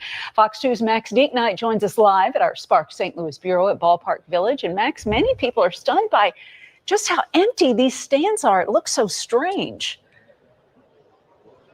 Yeah, Mandy, it really does. It's not much better tonight. The Cardinals trailing late here against the Pittsburgh Pirates. Now, fans aren't stunned necessarily by the fact that we're having low attendance, but they say when you walk into Busch Stadium and see, as you mentioned, just how many empty seats they are, that is surprising. What's traditionally been a sea of red this time of year at Busch Stadium has looked more like a sea of red empty chairs lately. These photos from the Cardinals game Monday against the Pittsburgh Pirates show just how much home attendance has fallen off. The team later announced just over 17,600 tickets were sold Monday. For those that don't follow baseball, the St. Louis Cardinals is one of the franchises that always has pretty loyal attendance. Their team is, even if their team isn't good, they still will usually show up to the ballpark. But for them to get their lowest attendance ever, that's showing you that people don't want to spend money going to the ballpark. So I'm guessing we're going to see the trickle-down effect to the NFL, and we're going to see some NFL markets maybe hit an all-time low this year. Time in the stadium's history, they sold fewer than 20,000. So we spoil. St. Louis Cardinals fans are spoiled. You know, we're used to winning. That's our culture. Dana Atkins made it down to Busch Tuesday with her son to celebrate her birthday. She hopes Cards fans start to show back up. So this is part of you'll own nothing and you'll be happy.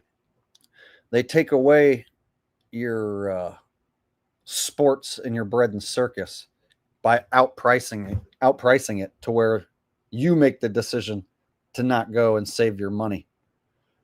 So you're actually doing a good thing by cutting this out of your life, but them taking away your bread and circus is just one less thing that you're going to have. So they're taking away the things that people like to go do by pricing you out of it. And then you have to make the conscious decision that you don't have the money to spend on that anymore. So they're separating people from the old forms of bread and circus.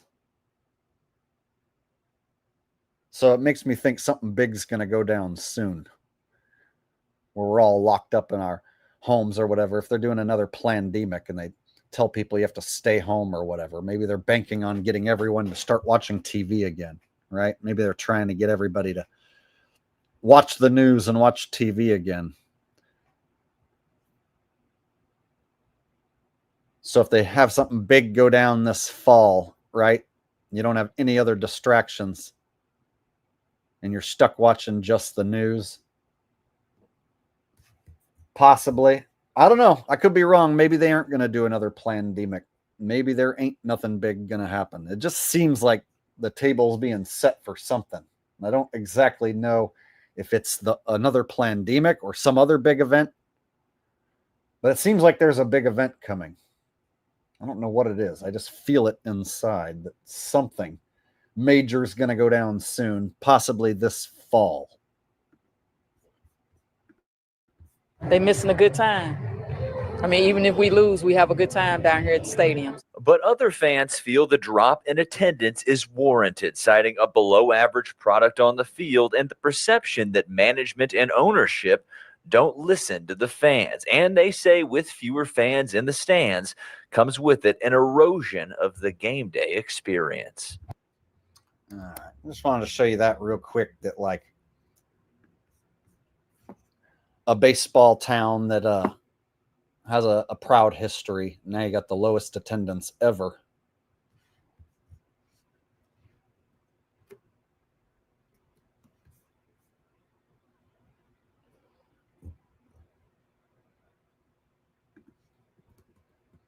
So one thing I'm noticing across the board is it seems like everyone's trying to do as big of a money grab as possible. Like nobody's trying to take it easy on consumers and trying to offer a competitive price. Everyone's like, let's gouge as much money as we can out of these motherfuckers, right? So NFL prices are supposedly like skyrocketed more than ever. And then the WWE prices, that's some of the most mind-boggling shit. The WWE is charging tens of thousands of dollars for ringside tickets, and people are fucking paying it. And then when they go to like on these international shows, like they're trying to grab as much money as possible. And then their WrestleMania show in Las Vegas was a huge money grab, and now they're going to come back to Las Vegas and do it again. So I'm noticing the WWE seems to have changed their model to charge as absolute much as you possibly can across the board and take as much money from the people showing up as you possibly can fucking get out of them. And so it used to be like you would offer a competitive price for a family product, and you would try and get the families out by enticing them with a competitive priced product. Whereas now it's like, fuck the families. Let's charge as much as we possibly can, and whoever can afford it will fucking pay. And then the week of the event, if you haven't sold the tickets, then you start slowly taking down the prices. But all the way up until the day before the event, they're going to try and gouge as much people as they can. And then the day of the event, then they discount the tickets. So what I'm hearing is you can get good prices on tickets if you buy them the day of the event. So you'll see WrestleMania tickets like $5,000 to sit in these good seats, and nobody pays it. And then the day of the event, then it goes down to $500, which still would be way too much. But you get what I mean. So it's almost like Ticketmaster. They have it to where if you're a fucking idiot and you want to buy your tickets early and you're going to pay whatever, they're going to take as much from you as they can. Whereas if you wait until the day of the show, they'll drastically lower the ticket costs, like more than half the purchase price even. So what I'm hearing is if you want to go to some of these events, wait until like the day before or the day of, and you're going to see the tickets actually at affordable prices or more affordable prices. But if you try and get your tickets ahead of time to anything, you're going to get fucked.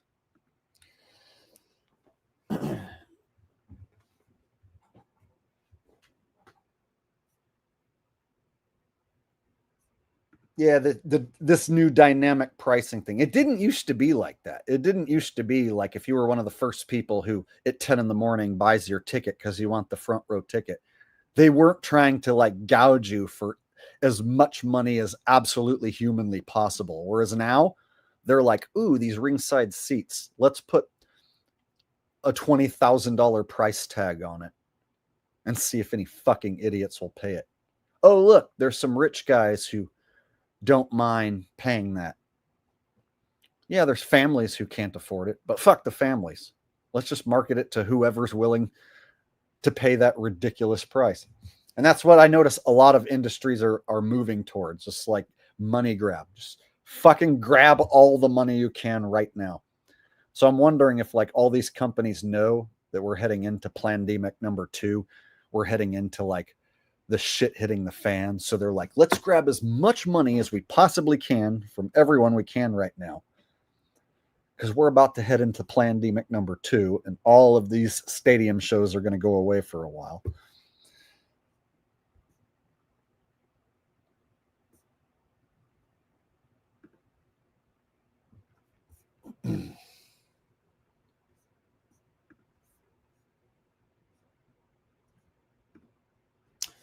So I'm eyeballing the first NFL game of the year, and it looks like it's going to be pretty lopsided with the bets. So there might be an opportunity, game 1, to go the opposite way of everyone else. Now, risk is involved, of course, but the Super Bowl champion Eagles seem to be the big favorites, but only have to cover 7 points against the Cowboys. And I don't know a whole lot of people who are talking about backing the Cowboys. So after the Eagles just won the Super Bowl and blew the Chiefs out, in fans' minds, they think the Eagles are going to destroy the Cowboys. So my guess is most all the money is going to be on the Eagles. So Cowboys pulling off the upset might be the way to go, game 1. So even I'm thinking, okay, if everybody and their mama is on the Eagles and Vegas is losing tourism and Vegas is not getting their gambling revenue that they were having last year, game 1, if all the money's on the Eagles, what's to stop Vegas from just taking all that money off the table? And the only people who are willing to back Dallas are going to be Cowboys fans. So there might be an opportunity week 1 to take some of their money, but I could totally be wrong. And I have been wrong many times in the past when I pick games, so can't say for sure. But I might take a chance on the Cowboys game 1 because it seems like everybody and their mama is going to want to take the Eagles.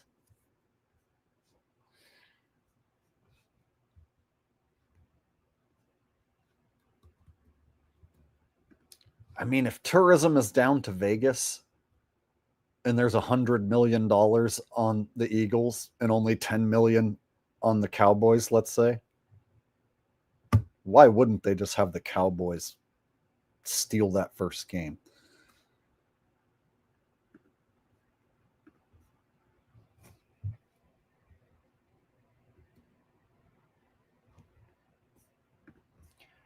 And the more I thought about it, it was like, okay, if they have the Cowboys pull the upset, it will convince every fan on opening night that their team has a chance. Well, if the Cowboys can beat the Super Bowl champs, maybe we can beat them. We see, so they can have every fan at home watching think that maybe their team has a chance this year. All you got to do is have the Super Bowl champs go down week 1. But I could totally be wrong. Could totally be wrong, man. I just have a feeling people are going to parlay that game. People are going to fucking expect them to cover the 7. I've seen most every single person online who's made an early prediction already pick the Eagles. It's going to be fresh in fans' minds that the last game they saw the Eagles in the Super Bowl, they dominated the Chiefs. Cowboys didn't even make the playoffs. Cowboys are only getting 7 points. Only 7? Yeah, that might be worth throwing just a few shekels on.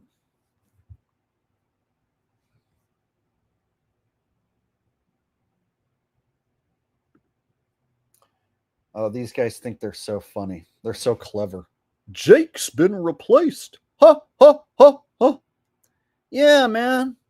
Good one. Take the thing that I say about celebrities and then just say it about me so we can act like it's just a big fucking joke. Jake thinks Eminem's been replaced because Jake's been replaced, and it's just a big joke that we do around here.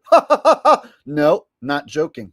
Dave Chappelle's been replaced. Eminem's been replaced. Vince McMahon's been replaced. Alex Jones been replaced. I'm still the same fucking dude, idiot. So don't try and come over here and muddy the waters of truth with this bullshit that Jake's been replaced. No, I fucking haven't. If I got to set up a meetup and shake hands with any of y'all motherfuckers, I'll do it.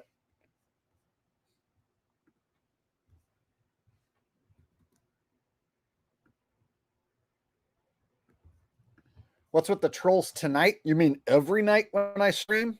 Every night that I stream, there's always people here who don't like me, who can't help themselves but say stupid shit. There's usually the sock account loser who likes to talk about having sex with my mom. You know, Queen Stevie is usually here waiting to promote himself. Various other just losers who are jealous of me. So they are obsessed with me. So they show up here and say shit, try to stir shit up in the chat. Yep. What else is new?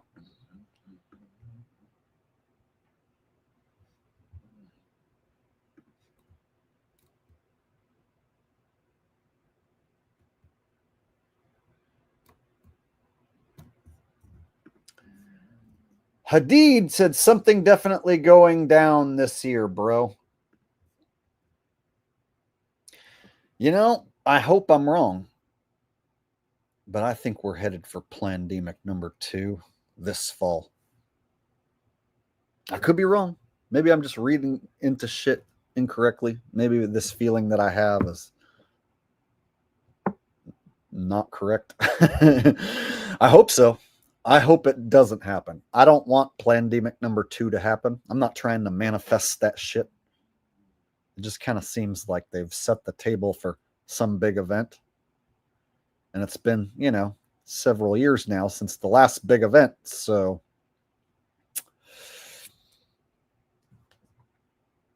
let's hope not. Let's hope not. And thank you, Hadid, for the super chat.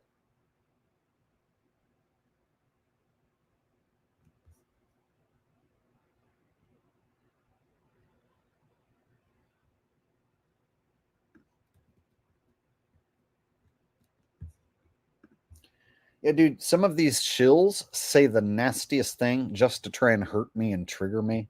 But really, it's like it just shows you how demented and demonic they are. You know?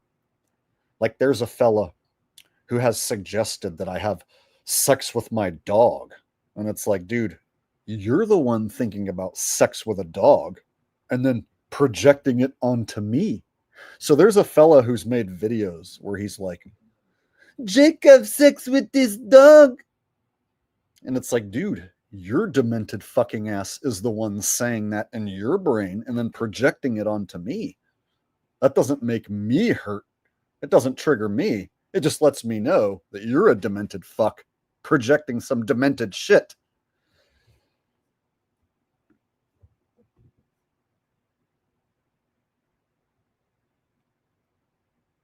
So yeah, whenever I see somebody trying to project some sick shit onto me, I'm like, okay, that sick shit came from you.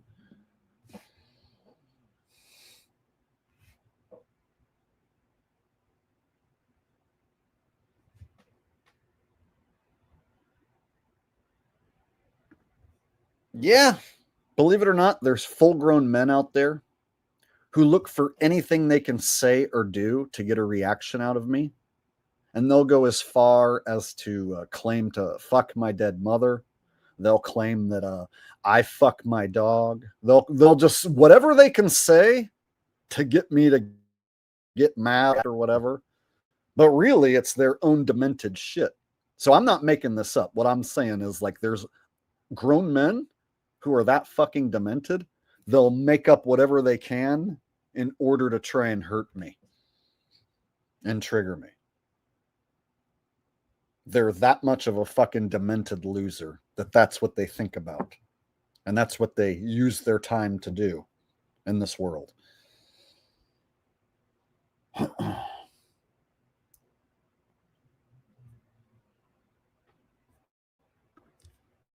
Yeah, and I got to go about my business like these guys don't exist and treat them like they don't exist, even though they fucking do exist. So I wouldn't be talking about it right now if they weren't out there. But they are out there. Sick demonic bastards.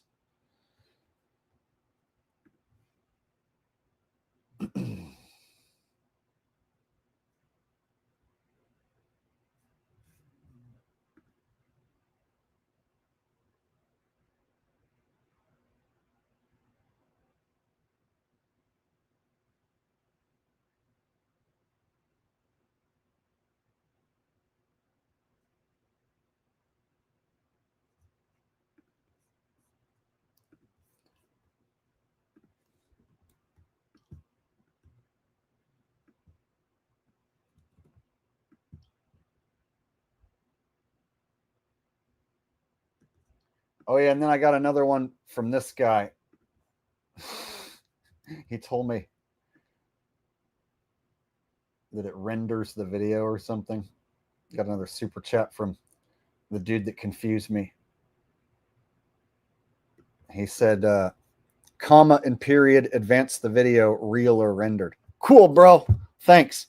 That was like a long time ago in the stream, and I already am done talking about that. But thanks, dude. I appreciate that. You're awesome. You're a gentleman and a scholar. All right.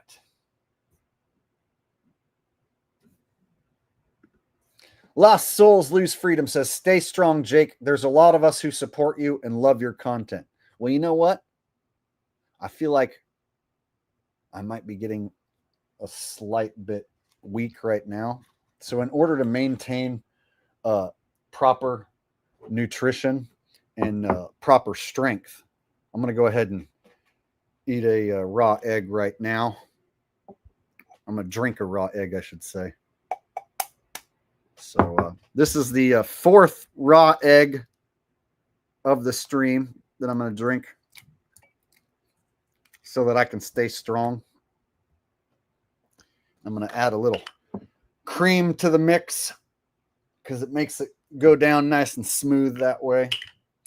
Cheers. Egg number 4. Yeah, caloric intake, bitch. I shall not be stopped. No,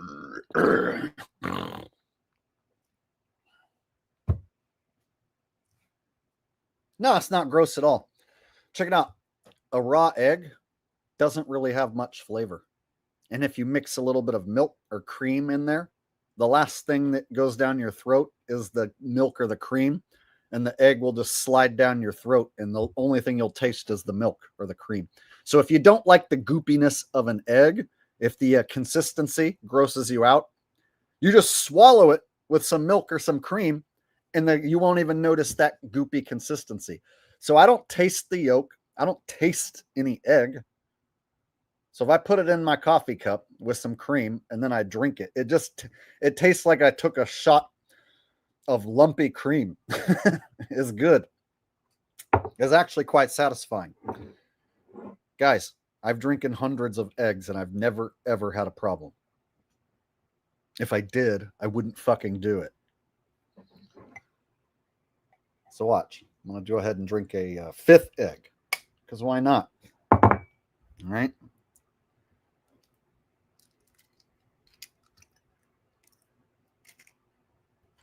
See? You just give it a little splash of some half and half.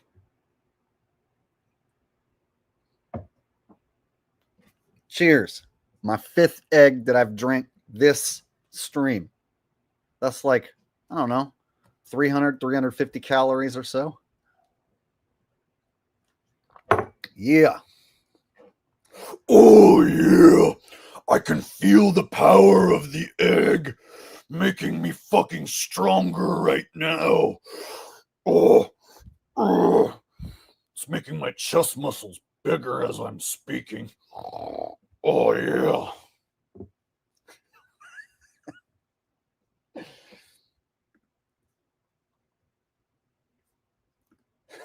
Need to put some applesauce up in there.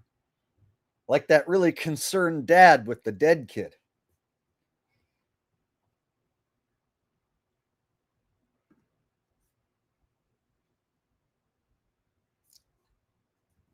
Gotta shove that applesauce up in there. I actually bought some Granny Smith apples like last week, and then I ate them all. I bought like a bag of Granny Smith apples because I haven't eaten an apple in a long time. And I was like, dude, I haven't had an apple in like forever. And I'm sure they're fucking GMO and they're full of poison. It's going to kill me or whatever. But I ate some and they tasted pretty good. Hadn't had a Granny Smith apple in a while.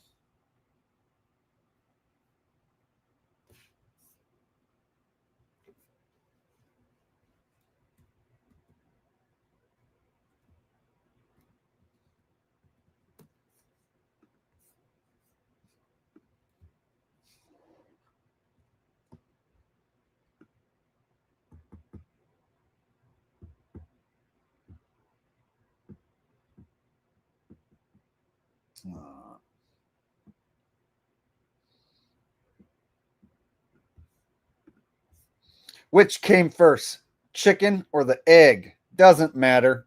Can you drink a chicken? No. Advantage, egg. Fuck yeah.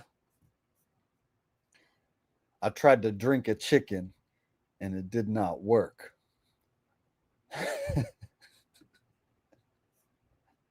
He was looking at me funny the whole time. All right.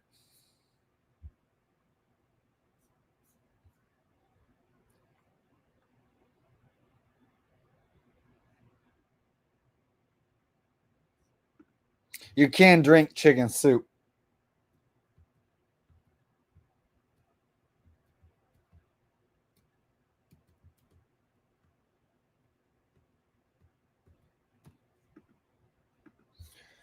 I'm rigged, said Gangster's Paradise, Aaron Haywood.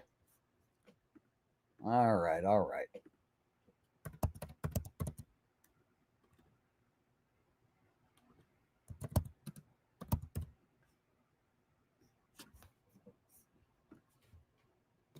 All right. I'm going to sing Gangster's Paradise by Coolio. It's a shape-shifting icon. As I walk through the valley of the shadow of death, I'll take a look at my life and realize there's nothing left. Because I've been blasting and laughing so long, even my mama thinks that my mind is gone. But I ain't never crossed a man that didn't deserve it. Maybe treated like a punk, you know, that's unheard of. You better watch how you're talking where you're walking, or your homies might get lined in chalk. I really hate to trip, but I gotta loke. As a croak, I see myself in the pistol smoke, fool. I'm the kind of G the little homies want to be like. On my knees in the night, saying prayers in the street light. Been spending most of our lives living in a gangster's paradise.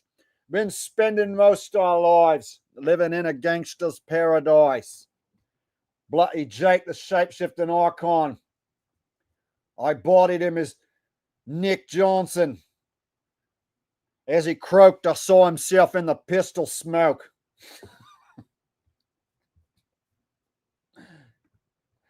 There you go. Little Aaron Haywood with the Gangster's Paradise for you. Well, I'm an educated fool with money on my mind. Got a 10 in my hand and a gleam in my eye. I'm a loped out gangster, set tripping banger. And my homies is down, so don't arouse my anger. Death ain't nothing but a heartbeat away. Living life, do or die, what can I say? I'm 23 now, but will I live to see 24? The way things are going, I don't know. All right, there you go.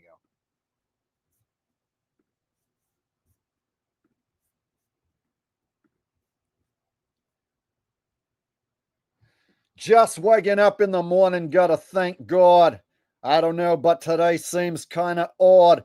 No barking from the dog, no smog. Mama cook a breakfast with no hog. I got my bloody grub on and didn't pig out. Finally got a call from a girl I want to dig out.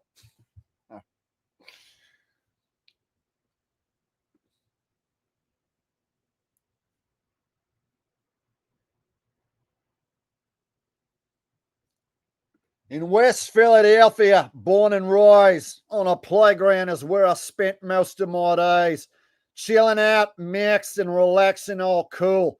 We are shooting some bloody b-ball outside the school. When a couple of moldy rollers, they was up to no good, started making trouble in my neighborhood.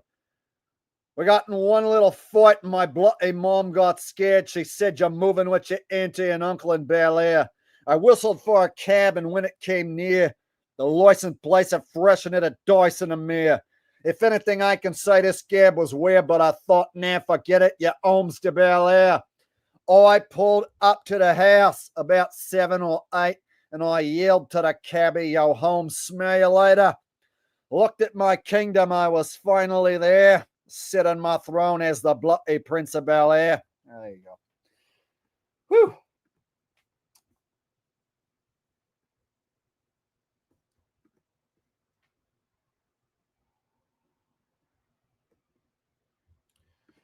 Who's the best? Who's the funniest?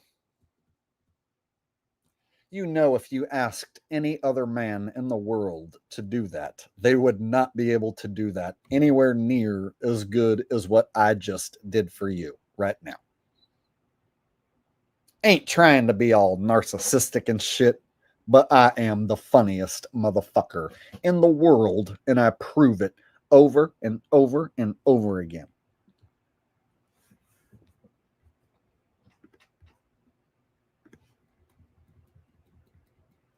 Some people out there, they need to work on being more humble, and they need to work on having humility. There are people that claim they are the funniest guy. They need to be more humble, and they need to have humility. I have been working on my humility because I believe in the rising, the rising earth, and I am just so humble. Sunflower says, "Bravo, Jake." Oh, thank you, Sunflower. Glad you enjoyed it. Hope all y'all mother freakers enjoyed it. I hope all of my Nigaros out there really enjoyed that. Is it okay for me to call you guys my Nigaros? Is it racist to refer to a group of people as Nigaros, whether or not they are black or white? What if a collection of white, black, Hispanic, and Native American people were all standing around and I said, hey, my Nigaros, what's up, dudes? Is that offensive? And if you think so, can you explain why? Is calling someone a Nigaro offensive to anyone just because it sounds kind of like another word that some consider to be offensive? I don't think it is. But I'm not really a Nagaro.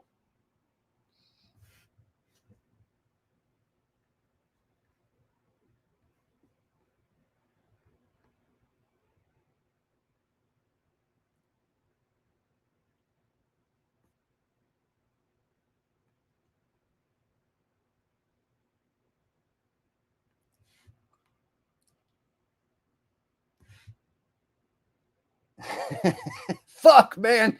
I missed the whole show. Dang it. I hate when that happens.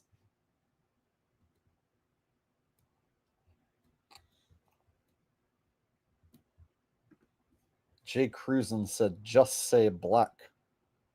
So if I say, what up, my black? Hey, what's up, my black? It doesn't work. Whereas if I say, hey, what's up, my Nigaros? See? Then you have to wonder what I'm talking about. Then you have to make an assumption that you know what I'm talking about. And then all I have to do is say, hey, that's not what I was talking about. Quit being racist in assuming that Nigaro means black guy. Because it doesn't. It's just a new term that I made up, you know. Because people sometimes make up new terms and then that new word becomes a thing. So I'm just, you know, just making up some new words, seeing if anybody else thinks that they're fun to use, and then maybe it'll become like a popular new thing. Everyone will go around calling each other a Nigaro instead of anything else. I don't even know what the fuck I'm talking about. I don't even know what I'm saying. It was like a weird joke that I tried to make that just got more stupid until I abandoned it. I'm Rigged to 90 said to keep the show going another 30. Oh my God, another 30 minutes? I got to somehow keep this shit going another 30 minutes. And I should probably drink another egg so that I have enough nutrients to make it through. Right, so I think this is going to be my 6th egg of the stream. My 6th raw egg. So if any of you guys think that drinking a raw egg is dangerous, I'm going to drink 6 of them. I've already drank 5. Feel pretty good, so might as well go ahead and drink 6 raw eggs.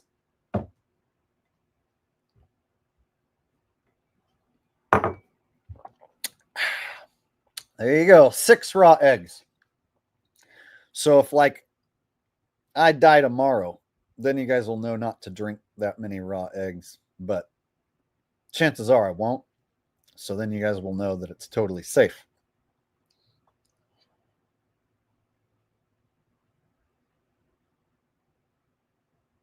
Oh, wait, I almost forgot. Yeah! Caloric intake, bitch! I shall not be stopped! There you go.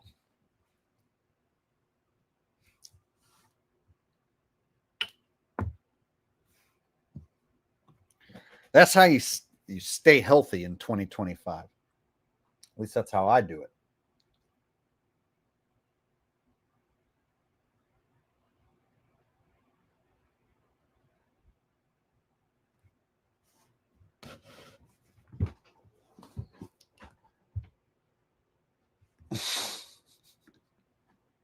Jake, you should have a serious live stream one day about conspiracies and things going on in the world. I've done that many times. I've done entire streams where I bust flat earth shills in a serious manner the entire time. And I've done what I've done here tonight, and I enjoy doing the comedy mix. What's the point of being all serious and shit if every day there's like 5 psyops? I got to be serious every day. I'm serious. There's a drill in Minnesota, and I can't joke about it. Oh, I'm serious. Trump's been replaced, and I can't joke about it. Oh, I'm serious. There's a fucking fake football going on, and I can't joke about it. What's the point? So then I'd have to be fucking serious every goddamn day. There's psyops every goddamn day. Do I want to be serious every day? Nah. I've been serious in the past. It doesn't change shit. People are either going to get what I'm laying down or they're not. And if they think I'm just kidding and they're too fucking stupid to realize I'm telling the truth, fuck them. Don't care. And if you don't like it, fuck you too. How's that sound? So how about you should let me, the funniest comedian in the world, do my thing, walla walla bing bang, and you should just stick to shutting your fucking mouth. How's that sound? Just kidding. It's a comedy show. Don't get your panties in a wad. Unless you like your panties in a wad, then go ahead and get them in a wad, man. Dude, listen here, dude. If you want your panties in a wad, brother, then go ahead and get them in a wad. Because the Hulkster, he doesn't like his panties in a wad, dude. But if that's your thing, go ahead and do it, brother, dude.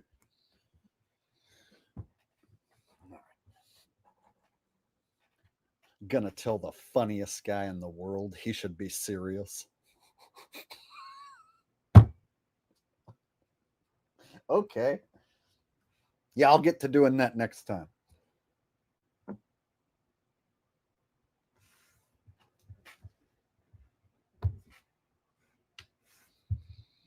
I snap into serious mode whenever I feel like it.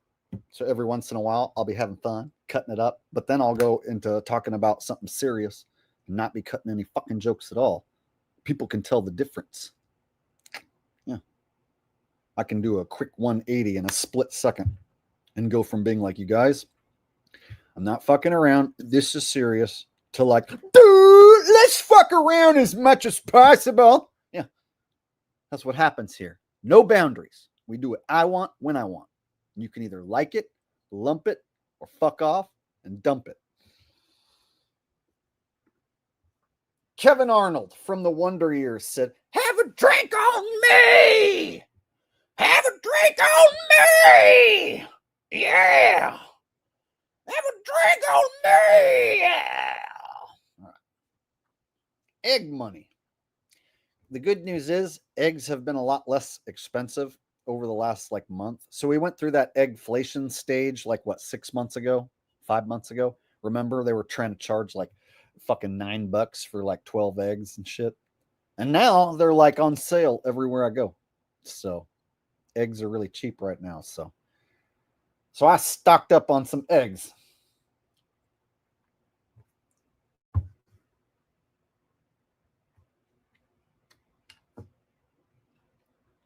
Thank you, Kevin Arnold from the Wonder Years. Hail to the years, yeah.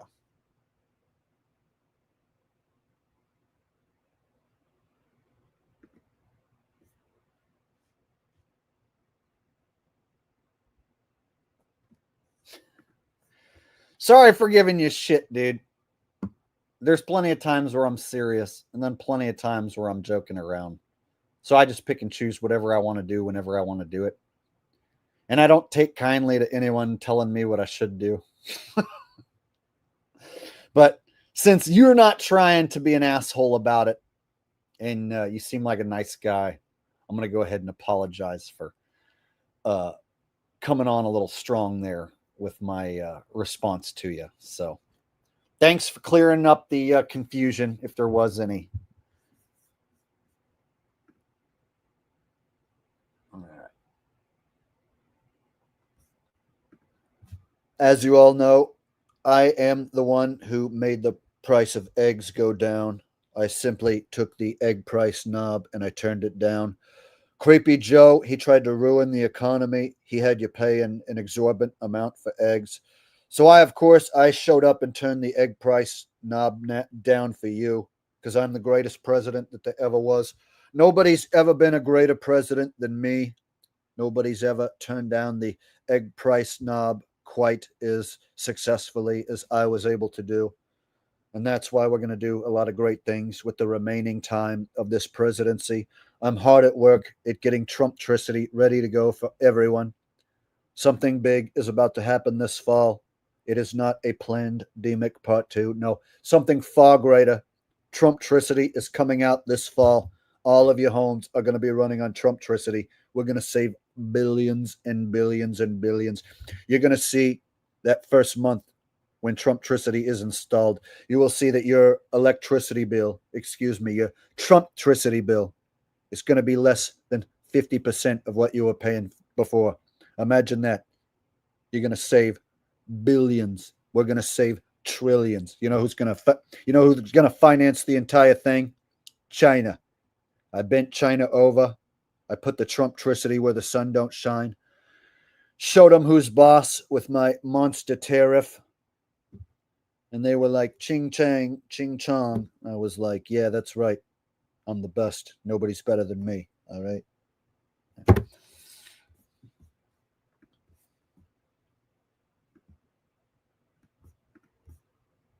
What does Gottus think about football? There are no bigger losers than the ones who show up to the NFL games and they get drunk on $20 beers and sit in the stands and root for men playing a game of pretend grab ass. There is literally no bigger loser than an NFL fan. Out of all of these sports fans, they are, of course, the most mentally ill. And you can see this when they put on a jersey. They oftentimes will wear a jersey which has the name of another man on their back.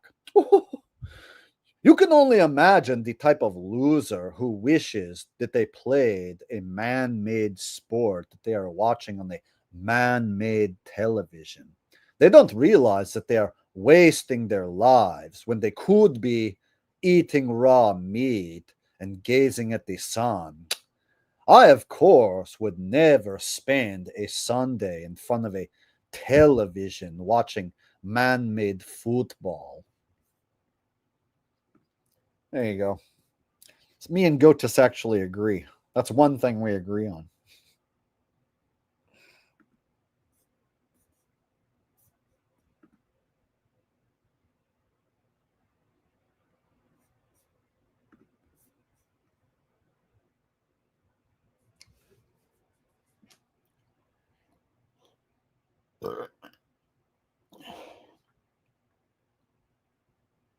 Oh yeah, I wanted to experiment with different things to see like if I could naturally get rid of my own wrinkles and stuff. You know, because like when you get old, start getting older and you look in the mirror and you're like, fuck, dude, I'm looking like some old guy. Is there anything I can do to make myself look younger and not so much like I'm turning into a fucking old guy? And so I was thinking that like I'm going to experiment with different things to try and make myself look younger. Like, check it out.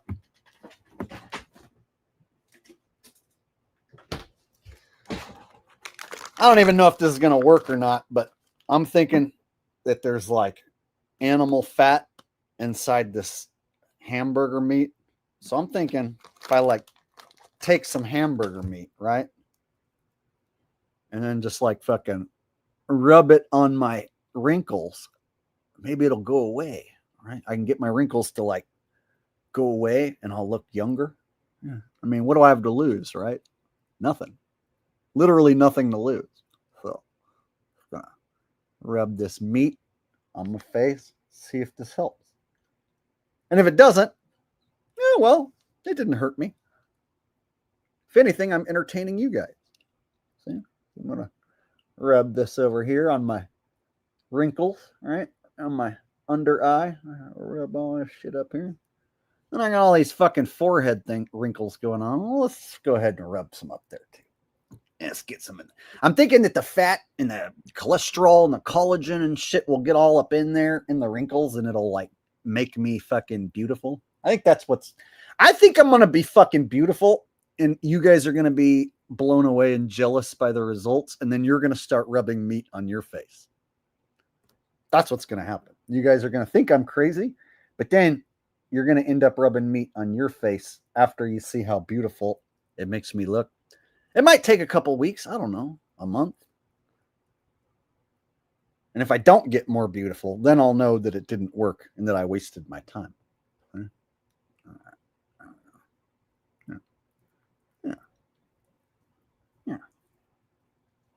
Yeah.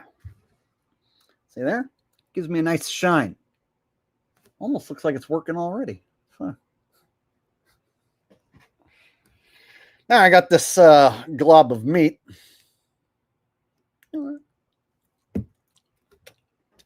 Might as well just eat that since it was in my hand.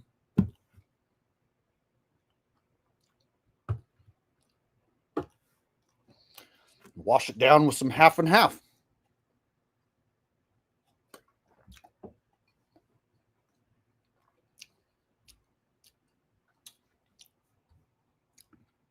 Yeah, I knew some of you guys couldn't handle that. Oh my God!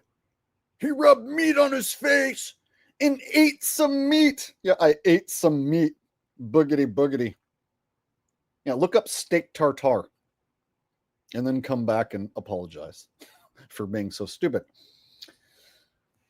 Look up steak tartare and you'll find examples of people eating raw meat in fancy as fuck restaurants. So what's the difference? Me eating a piece of raw meat in a not fancy as fuck restaurant? It's just raw meat. Got a problem with that?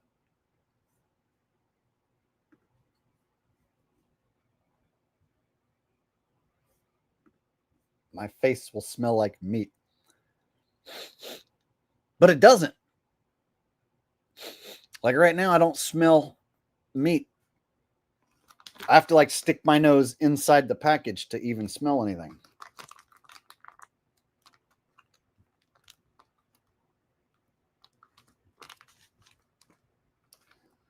So it's going to start rotting.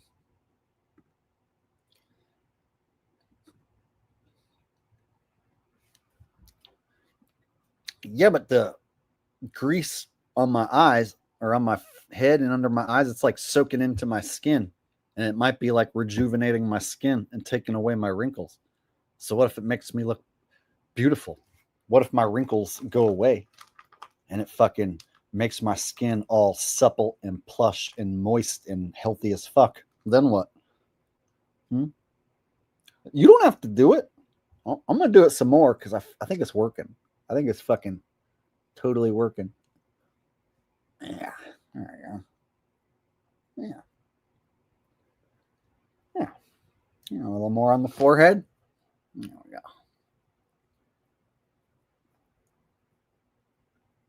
Yeah. See, if I didn't tell you that I rub meat on my face, you wouldn't know. You would just think maybe I put some lotion on my face.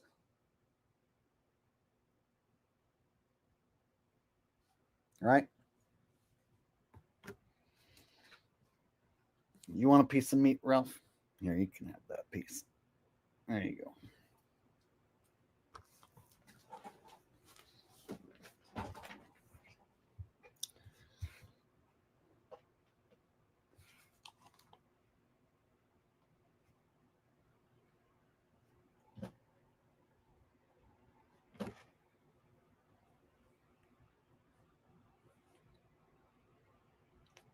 Yeah. I think it's working personally.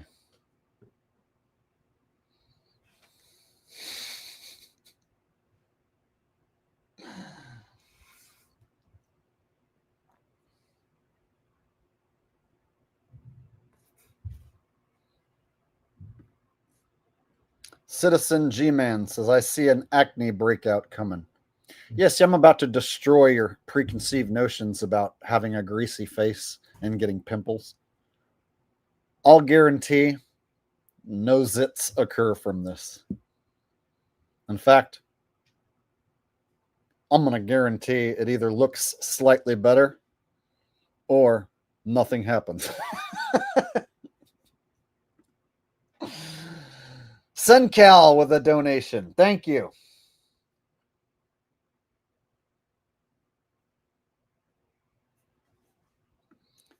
Yeah, you may as well tell me I'm going to die of E. coli. You're going to get acne and E. coli in your ass.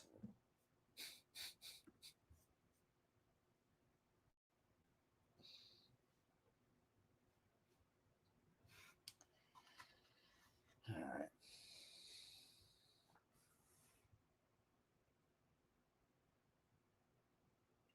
I mean, check it out, you guys. Just to show you that there might be stuff that you can do to your body and your face that you might not have thought of before. So like last night, it just occurred to me to like rub some eggs in my hair. You know, something other people do, and it turns out it is. Why use eggs for healthy hair? See? It says it's got protein and it replenishes your protein lost. Moisture mask. 2 Pete and Jerry's organic eggs, tablespoon of lemon juice, 10 drops of lavender oil, 10 drops of rose hip oil. Growth serum. Organic egg white, coconut oil, aloe vera gel. Oh, that's an interesting concoction. I might have to try that. Aloe vera, coconut, and egg white. Growth serum? Who knows? Maybe it works. Fuck, I've never tried it. Split end sealer. Shine boosting mask. This one calls for a organic egg yolk only, and then a teaspoon of castor oil. So I see some of you guys in the chat talking about castor oil. And so here's a website saying mix egg yolk and fucking castor oil for a shine boost mask. So if I was to sit here and start rubbing egg on my face, some of you guys are going to be like, oh my God, he's crazy. But here's a website talking about how rubbing egg on your face and on your hair is good for you. So is the website just fucking lying? None of the ingredients seem like they're going to hurt you. So why not try? Why not give it a try? You know what I'm saying? Know what I'm saying? Know what I'm saying? Are you full on carnivore now? No, I eat whatever I want, but I like meat. So do I like to eat meat? Yes. Do I like raw meat? Sure. Do I like cooked meat? Yes. Do I like barbecue meat? Yes. Do I like rice? Yeah. Do I like potatoes? Yeah. Do I like fucking ice cream loaded with chocolate in fucking cookie dough? Yes. Will I eat whatever I feel like fucking eating whenever I want? Hell yes, I will. So I'm not on any specific diet. I just kind of eat what I want when I want, sort of thing. And I haven't been eating as much as I need to over the past couple months. I've been slacking on the calories. So over the last couple days, I've been slamming as much calories as possible to get myself up to a healthier weight and make myself feel better. And it's been working. It's been working. See, so what if you got women putting all sorts of chemicals on their body and on their face, and all you needed to do was just rub some fucking animal fat and some egg on your face, right? What if you could rub eggs on your face with like aloe vera and honey and other shit, and it will be 10 million times better than any of that chemical shit that they sell. So women will go buy makeup and all these fucking products and spend tons of money on fucking toxic shit that they put on their face. Whereas like, what if you put eggs on your face and you'll get way better results, right? I mean, what could it hurt? I've never heard of anyone putting egg on their face and then dying or it making their skin fucking rot and fall off, right? Clarifying shampoo. Organic egg, 4 drops of peppermint oil, teaspoon of honey, teaspoon of baking soda. That sounds like a fucking good thing to try. I've never made that concoction. I've never made an egg shampoo, but that sounds like it would be good for your hair. So I'm just looking into trying new stuff because you know what? They want you to put chemicals and shit on your face and in your body. They don't want you to like figure out that like if you put egg in your fucking hair and on your face that it's 10 times better than any of them products, right? So it's kind of like anything else. They don't want you to find out that you can cheaply and effectively nourish yourself and your body without having to buy a bunch of toxic products. Huh? So maybe if you see me rubbing meat on my face, drinking raw eggs, or who knows, rubbing an egg all up on my face and hair, maybe I'm not some fucking weirdo. Maybe I'm smarter than you. Anyone who's like, ew, ew, so gross. Maybe I'm fucking way smarter than your ass. You ever think of that?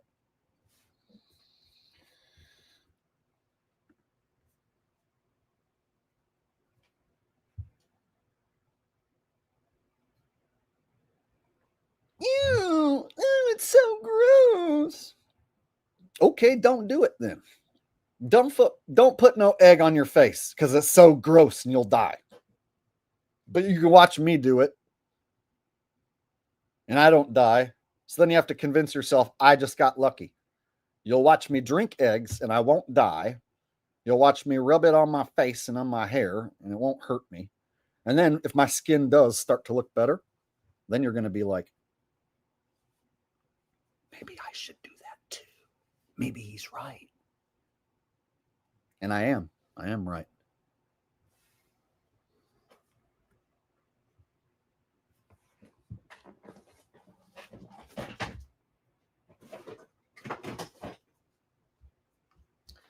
Maybe I am right, huh?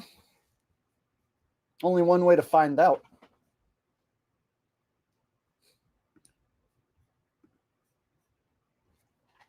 And what's the worst that could happen? My face melts off and I die?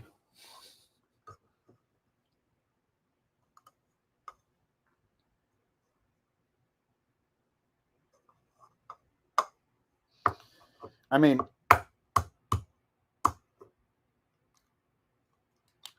if there's a website that doesn't seem to have much to gain just by telling you that eggs are good for you, then maybe they're right. So maybe I should try it, right?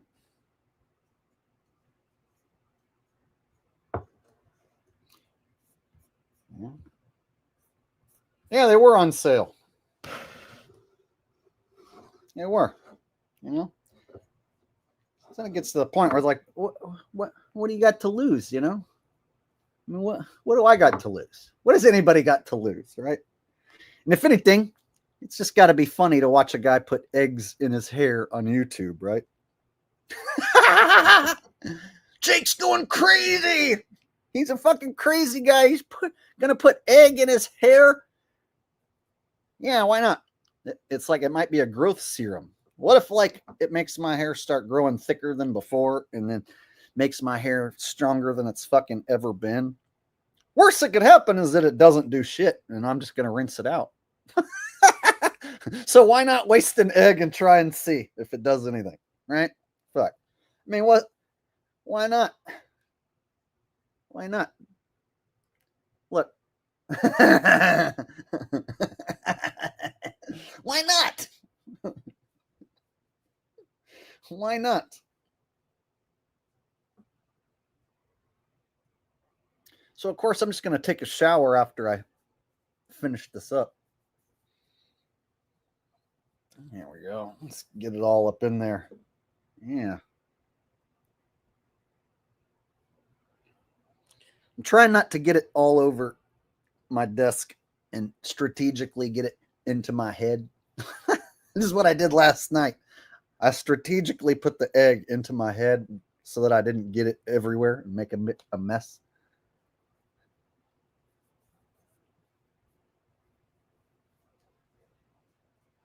I got it inside here, inside this measuring cup.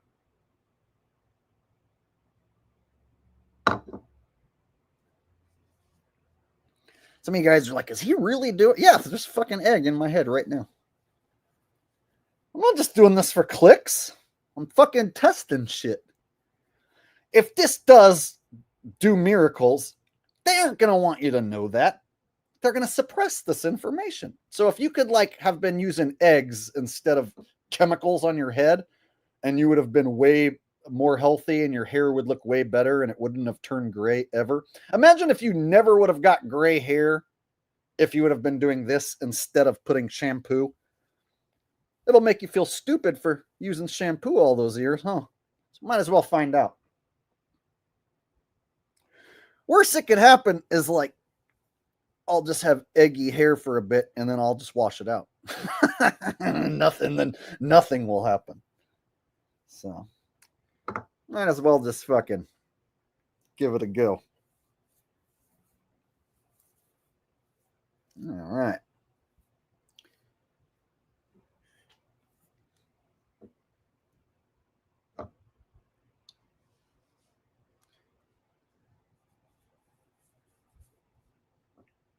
I see someone saying that it makes you go bald. I have a feeling it does the opposite. I think putting egg on your head will have the opposite of it. I think I'm going to start growing massive amounts of hair. That's what's going to happen. There we go.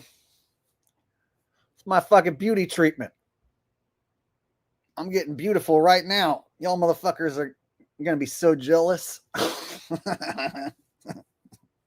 You guys are going to be wishing you were the ones that invented this. Yeah. That's right. How do you think people figure out how to do stuff? You got to try shit to see if it works, right? Some of y'all motherfuckers who think I'm crazy, you put chemicals on your head. Go read the chemicals on the back of your fucking shampoo bottle, and then come back and tell me I'm crazy.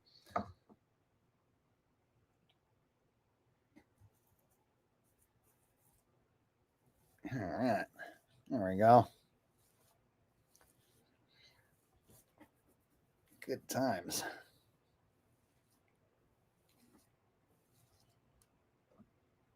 All right. Thinking I'll throw a little up here too. Why not? A little on the forehead. You know what it'll do? It'll coat the meat fat. So I have a meat fat egg combo, which could be double as awesome and give me twice as fast of results. I don't know. There's only one way to find out, right? All right. Look at that. Dude, it looks like my wrinkles are already starting to disappear. This shit's working, man.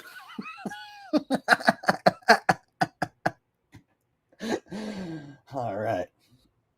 All right. So, you guys think you're witnessing your favorite YouTuber lose his mind? Yeah. You're witnessing the most genius YouTuber prove he's right.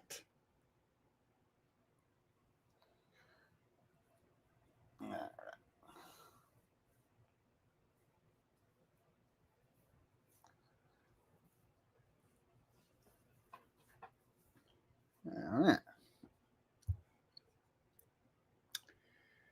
There we go. Now I got to let that shit soak in.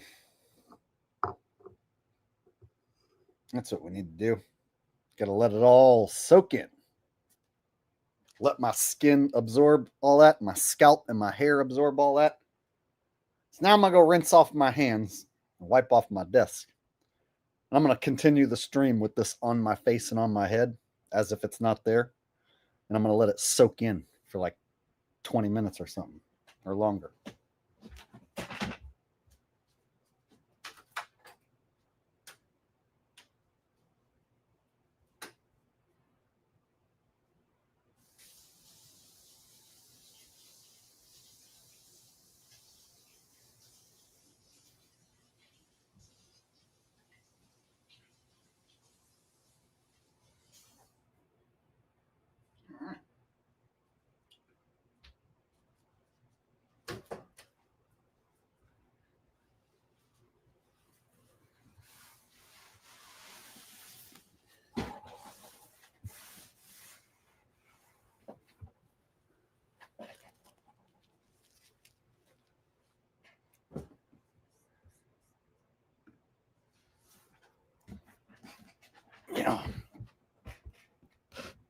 You think I got to where I'm at right now by listening to other fucking people?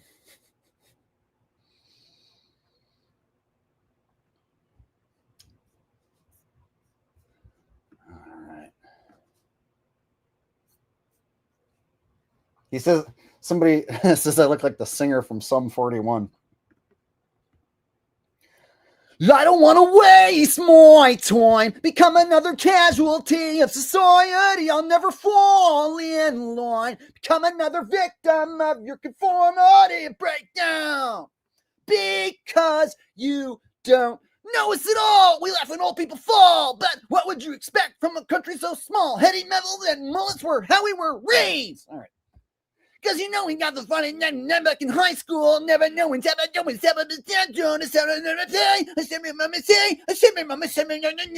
right. There you go.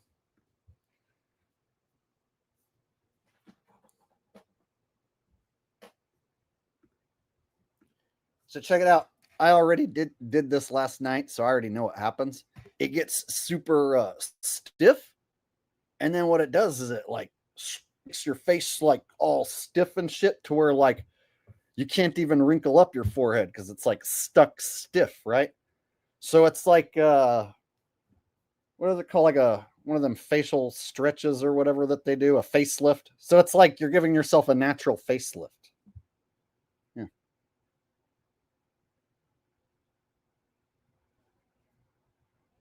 Dude, see, my crow's eyes are literally no longer there because I filled it in with fat and egg.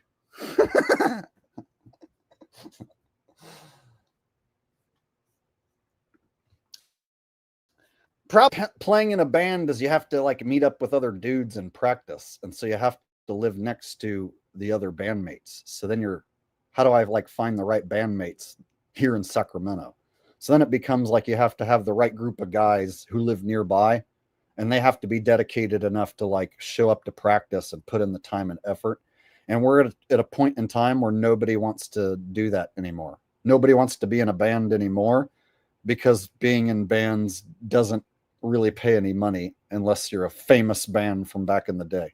So trying to start a band now and become famous or get famous enough to where you can go on tour and make a little bit of money, it's almost impossible. And then with AI and electronic music now, nobody cares about live bands. And the people who do like live bands, they want to go watch old live bands, old famous live bands, right? So starting a new band would be fun if I had the right group of guys who were like into it, you know, like if I had the right group of dudes who we could like make some fucking project that like it was everybody's sole purpose in life, you know, like when the guys from Slipknot like made that band like their entire life and, you know, put all their efforts into it. It's kind of what you need to do. You have to have like everybody make the band like their entire life in order for it to have a chance at taking off.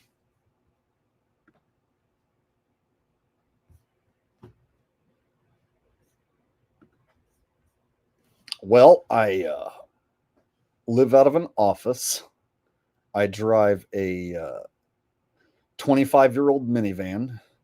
I don't have a girlfriend, no kids, no wife. I pretty much prepare all my own meals. And yeah, that's how. And when I go on vacation, I sleep out of my van. But I haven't had to work a real job like working. I haven't had to do the 9 to 5 thing in like a decade. I haven't had that feeling of, oh no, I have to go to work. So I've been having a fun, unique life, enjoying my job for the most part for the last decade in California.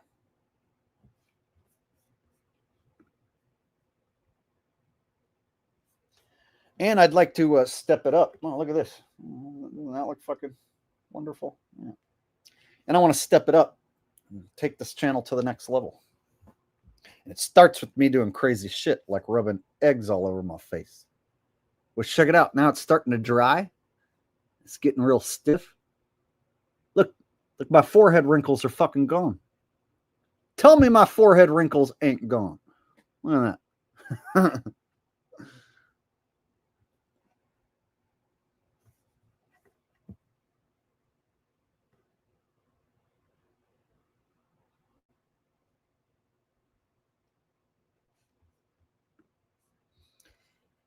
Yes, I do. It's right over here.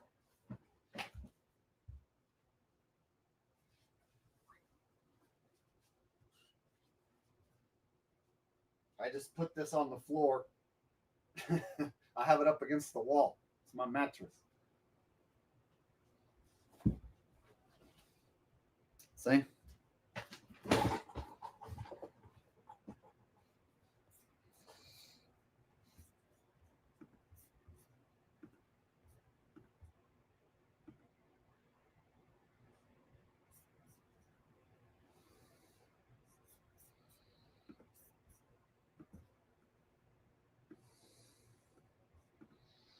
I'm Rigged says, lie in me is gold, bro. I think you're talking about a song that I wrote a long time ago called She Lies in Me with my old band. That's probably what you're talking about.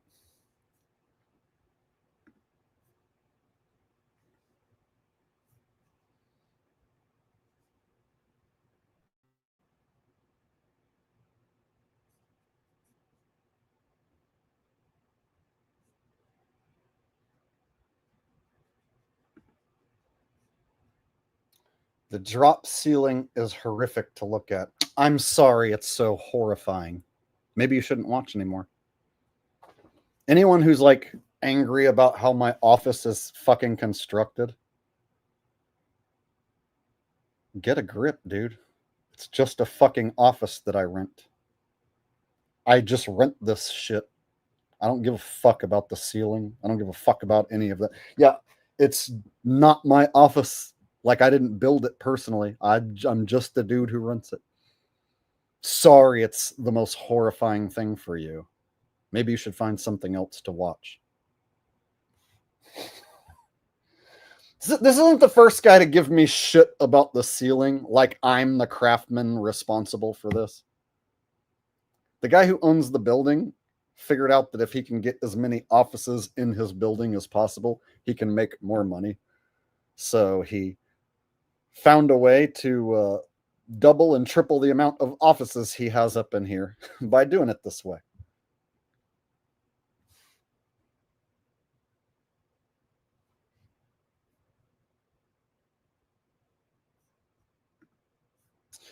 Need a call-in show. I've thought about it, but letting any of you guys come on has its ups and downs.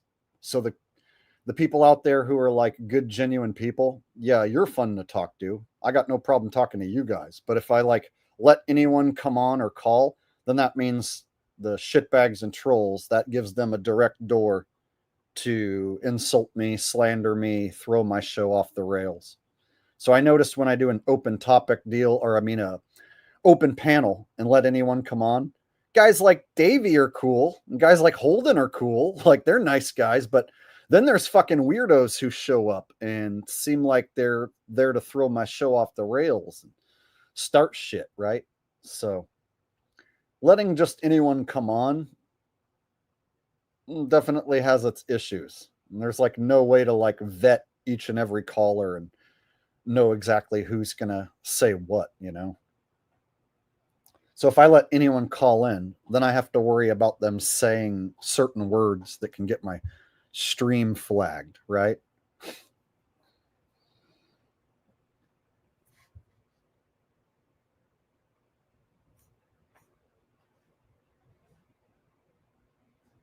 But those of you who like the show and are genuine people, yeah, you guys are the nice ones to talk to, right? So if I do an open panel and the people who genuinely enjoy my stream, they just want to get on and chit chat, those people are cool to talk to, right?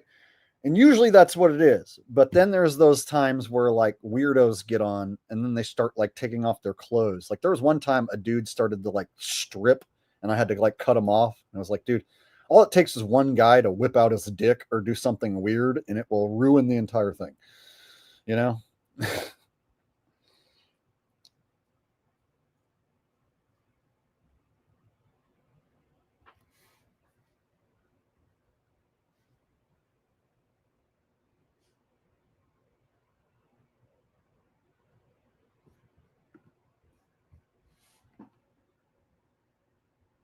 Yeah, it's almost dry too. Look, hardly any wrinkles.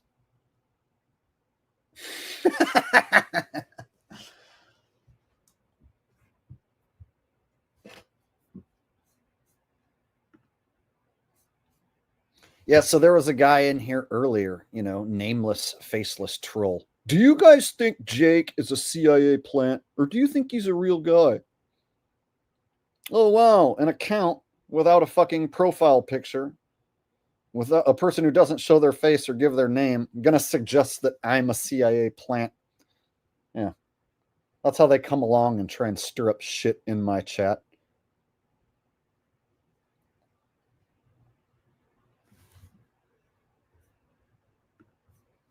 Which one? There's two Tim Osmonds. There's Tim Osman and there's Tim Osman. There's a Globe Cuck Tim Osman, and then there's Infinite Plane Society. Both of them seem like shills to me.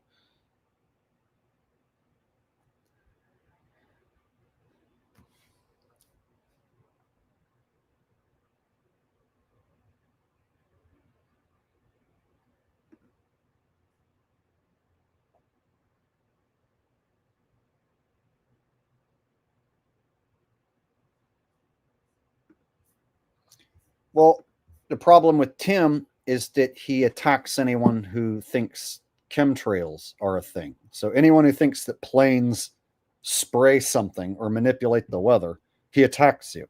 So Tim has attacked everybody who thinks that chemtrails are real.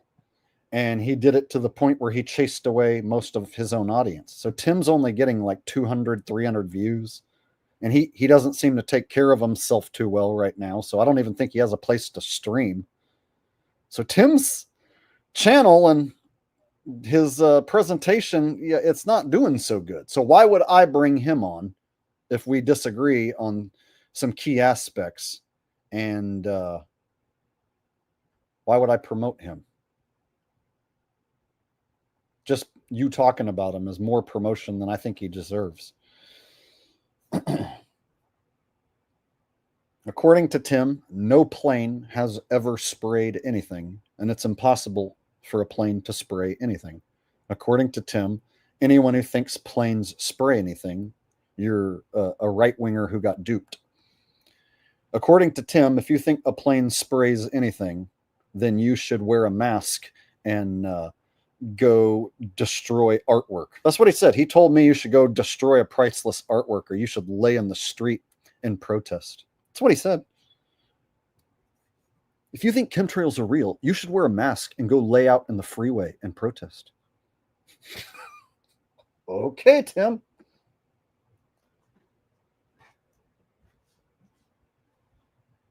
Every time I've listened to Tim, like, I don't know, like at some point he attacks people who believe in chemtrails.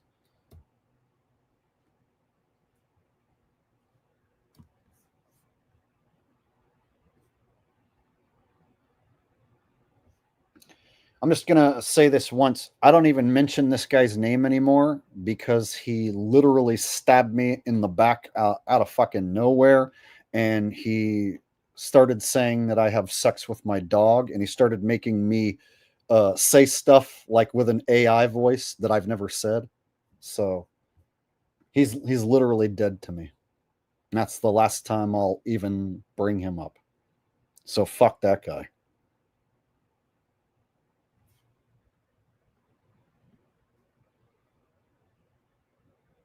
And if I see anyone supporting content where someone says that I sleep with my dog or anything like that, if I see anyone supporting that disgusting slander, I ban you from the channel. No questions asked. And then I forget about you. So there's a handful of people who thought that that was funny to make me with an AI voice say a bunch of things I've never said and then bring my dog into the mix. Like, so yeah, that old creepy nasty man thinks about sex with dogs, and then he projects that onto me. And what a wonderful fella he turned out to be. So I just decided to cut these people out and just not really give them any attention. But if you guys like have to know, well, now you know.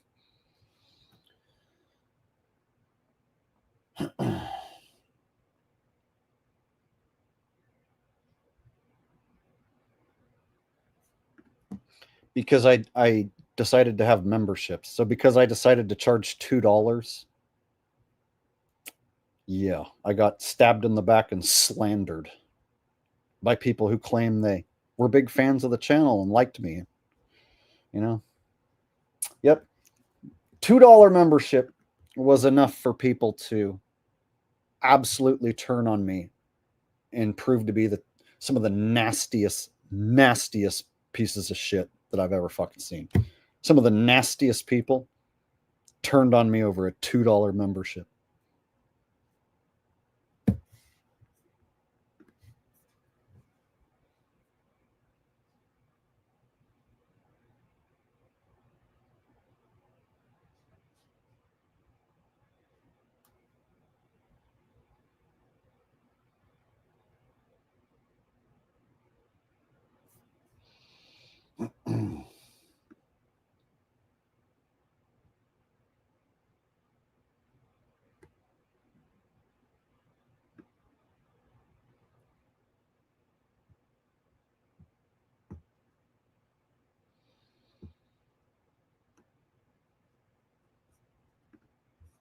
Yeah, I'm hearing that AI is already doctoring videos here on YouTube. So, guys, you could go back in 10 years to watch my catalog, and AI might have doctored what I'm saying and doing. So, you might watch a Jake the Awake video 10 years from now, and they might change the words I'm saying. They might not even have to get rid of me off the platform. All they got to do is just change what I said. They could have me say a bunch of ridiculous things that I never said. How can I stop them if in the next 5-10 years they just change what I fucking said and did? So I've already thought about that. And I'm hearing that videos are being manipulated and edited already without people's consent. So I guess it's a matter of time before I start spreading a bunch of misinformation through AI, changing what I said in the past. You know what I'm saying? Like, so if in 5 years, let's say, they edit some of my videos to make me say different shit than what I said, well, there goes my entire message of this channel.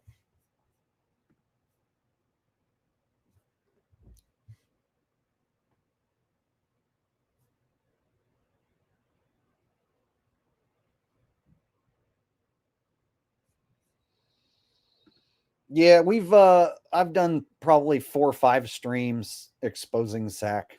I don't feel like exposing him right now. I've talked about him enough in the past. So anyone want to check out Zach Hubbard getting exposed, you go to Sports Gematria channel. Sports Gematria is the guy that exposes Zach Hubbard on a daily basis or weekly basis, monthly basis.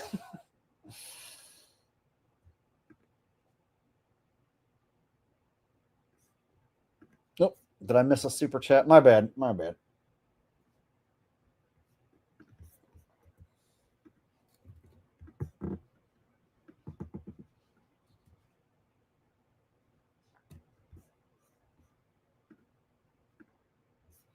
Can we get some Land on the Moon extended version?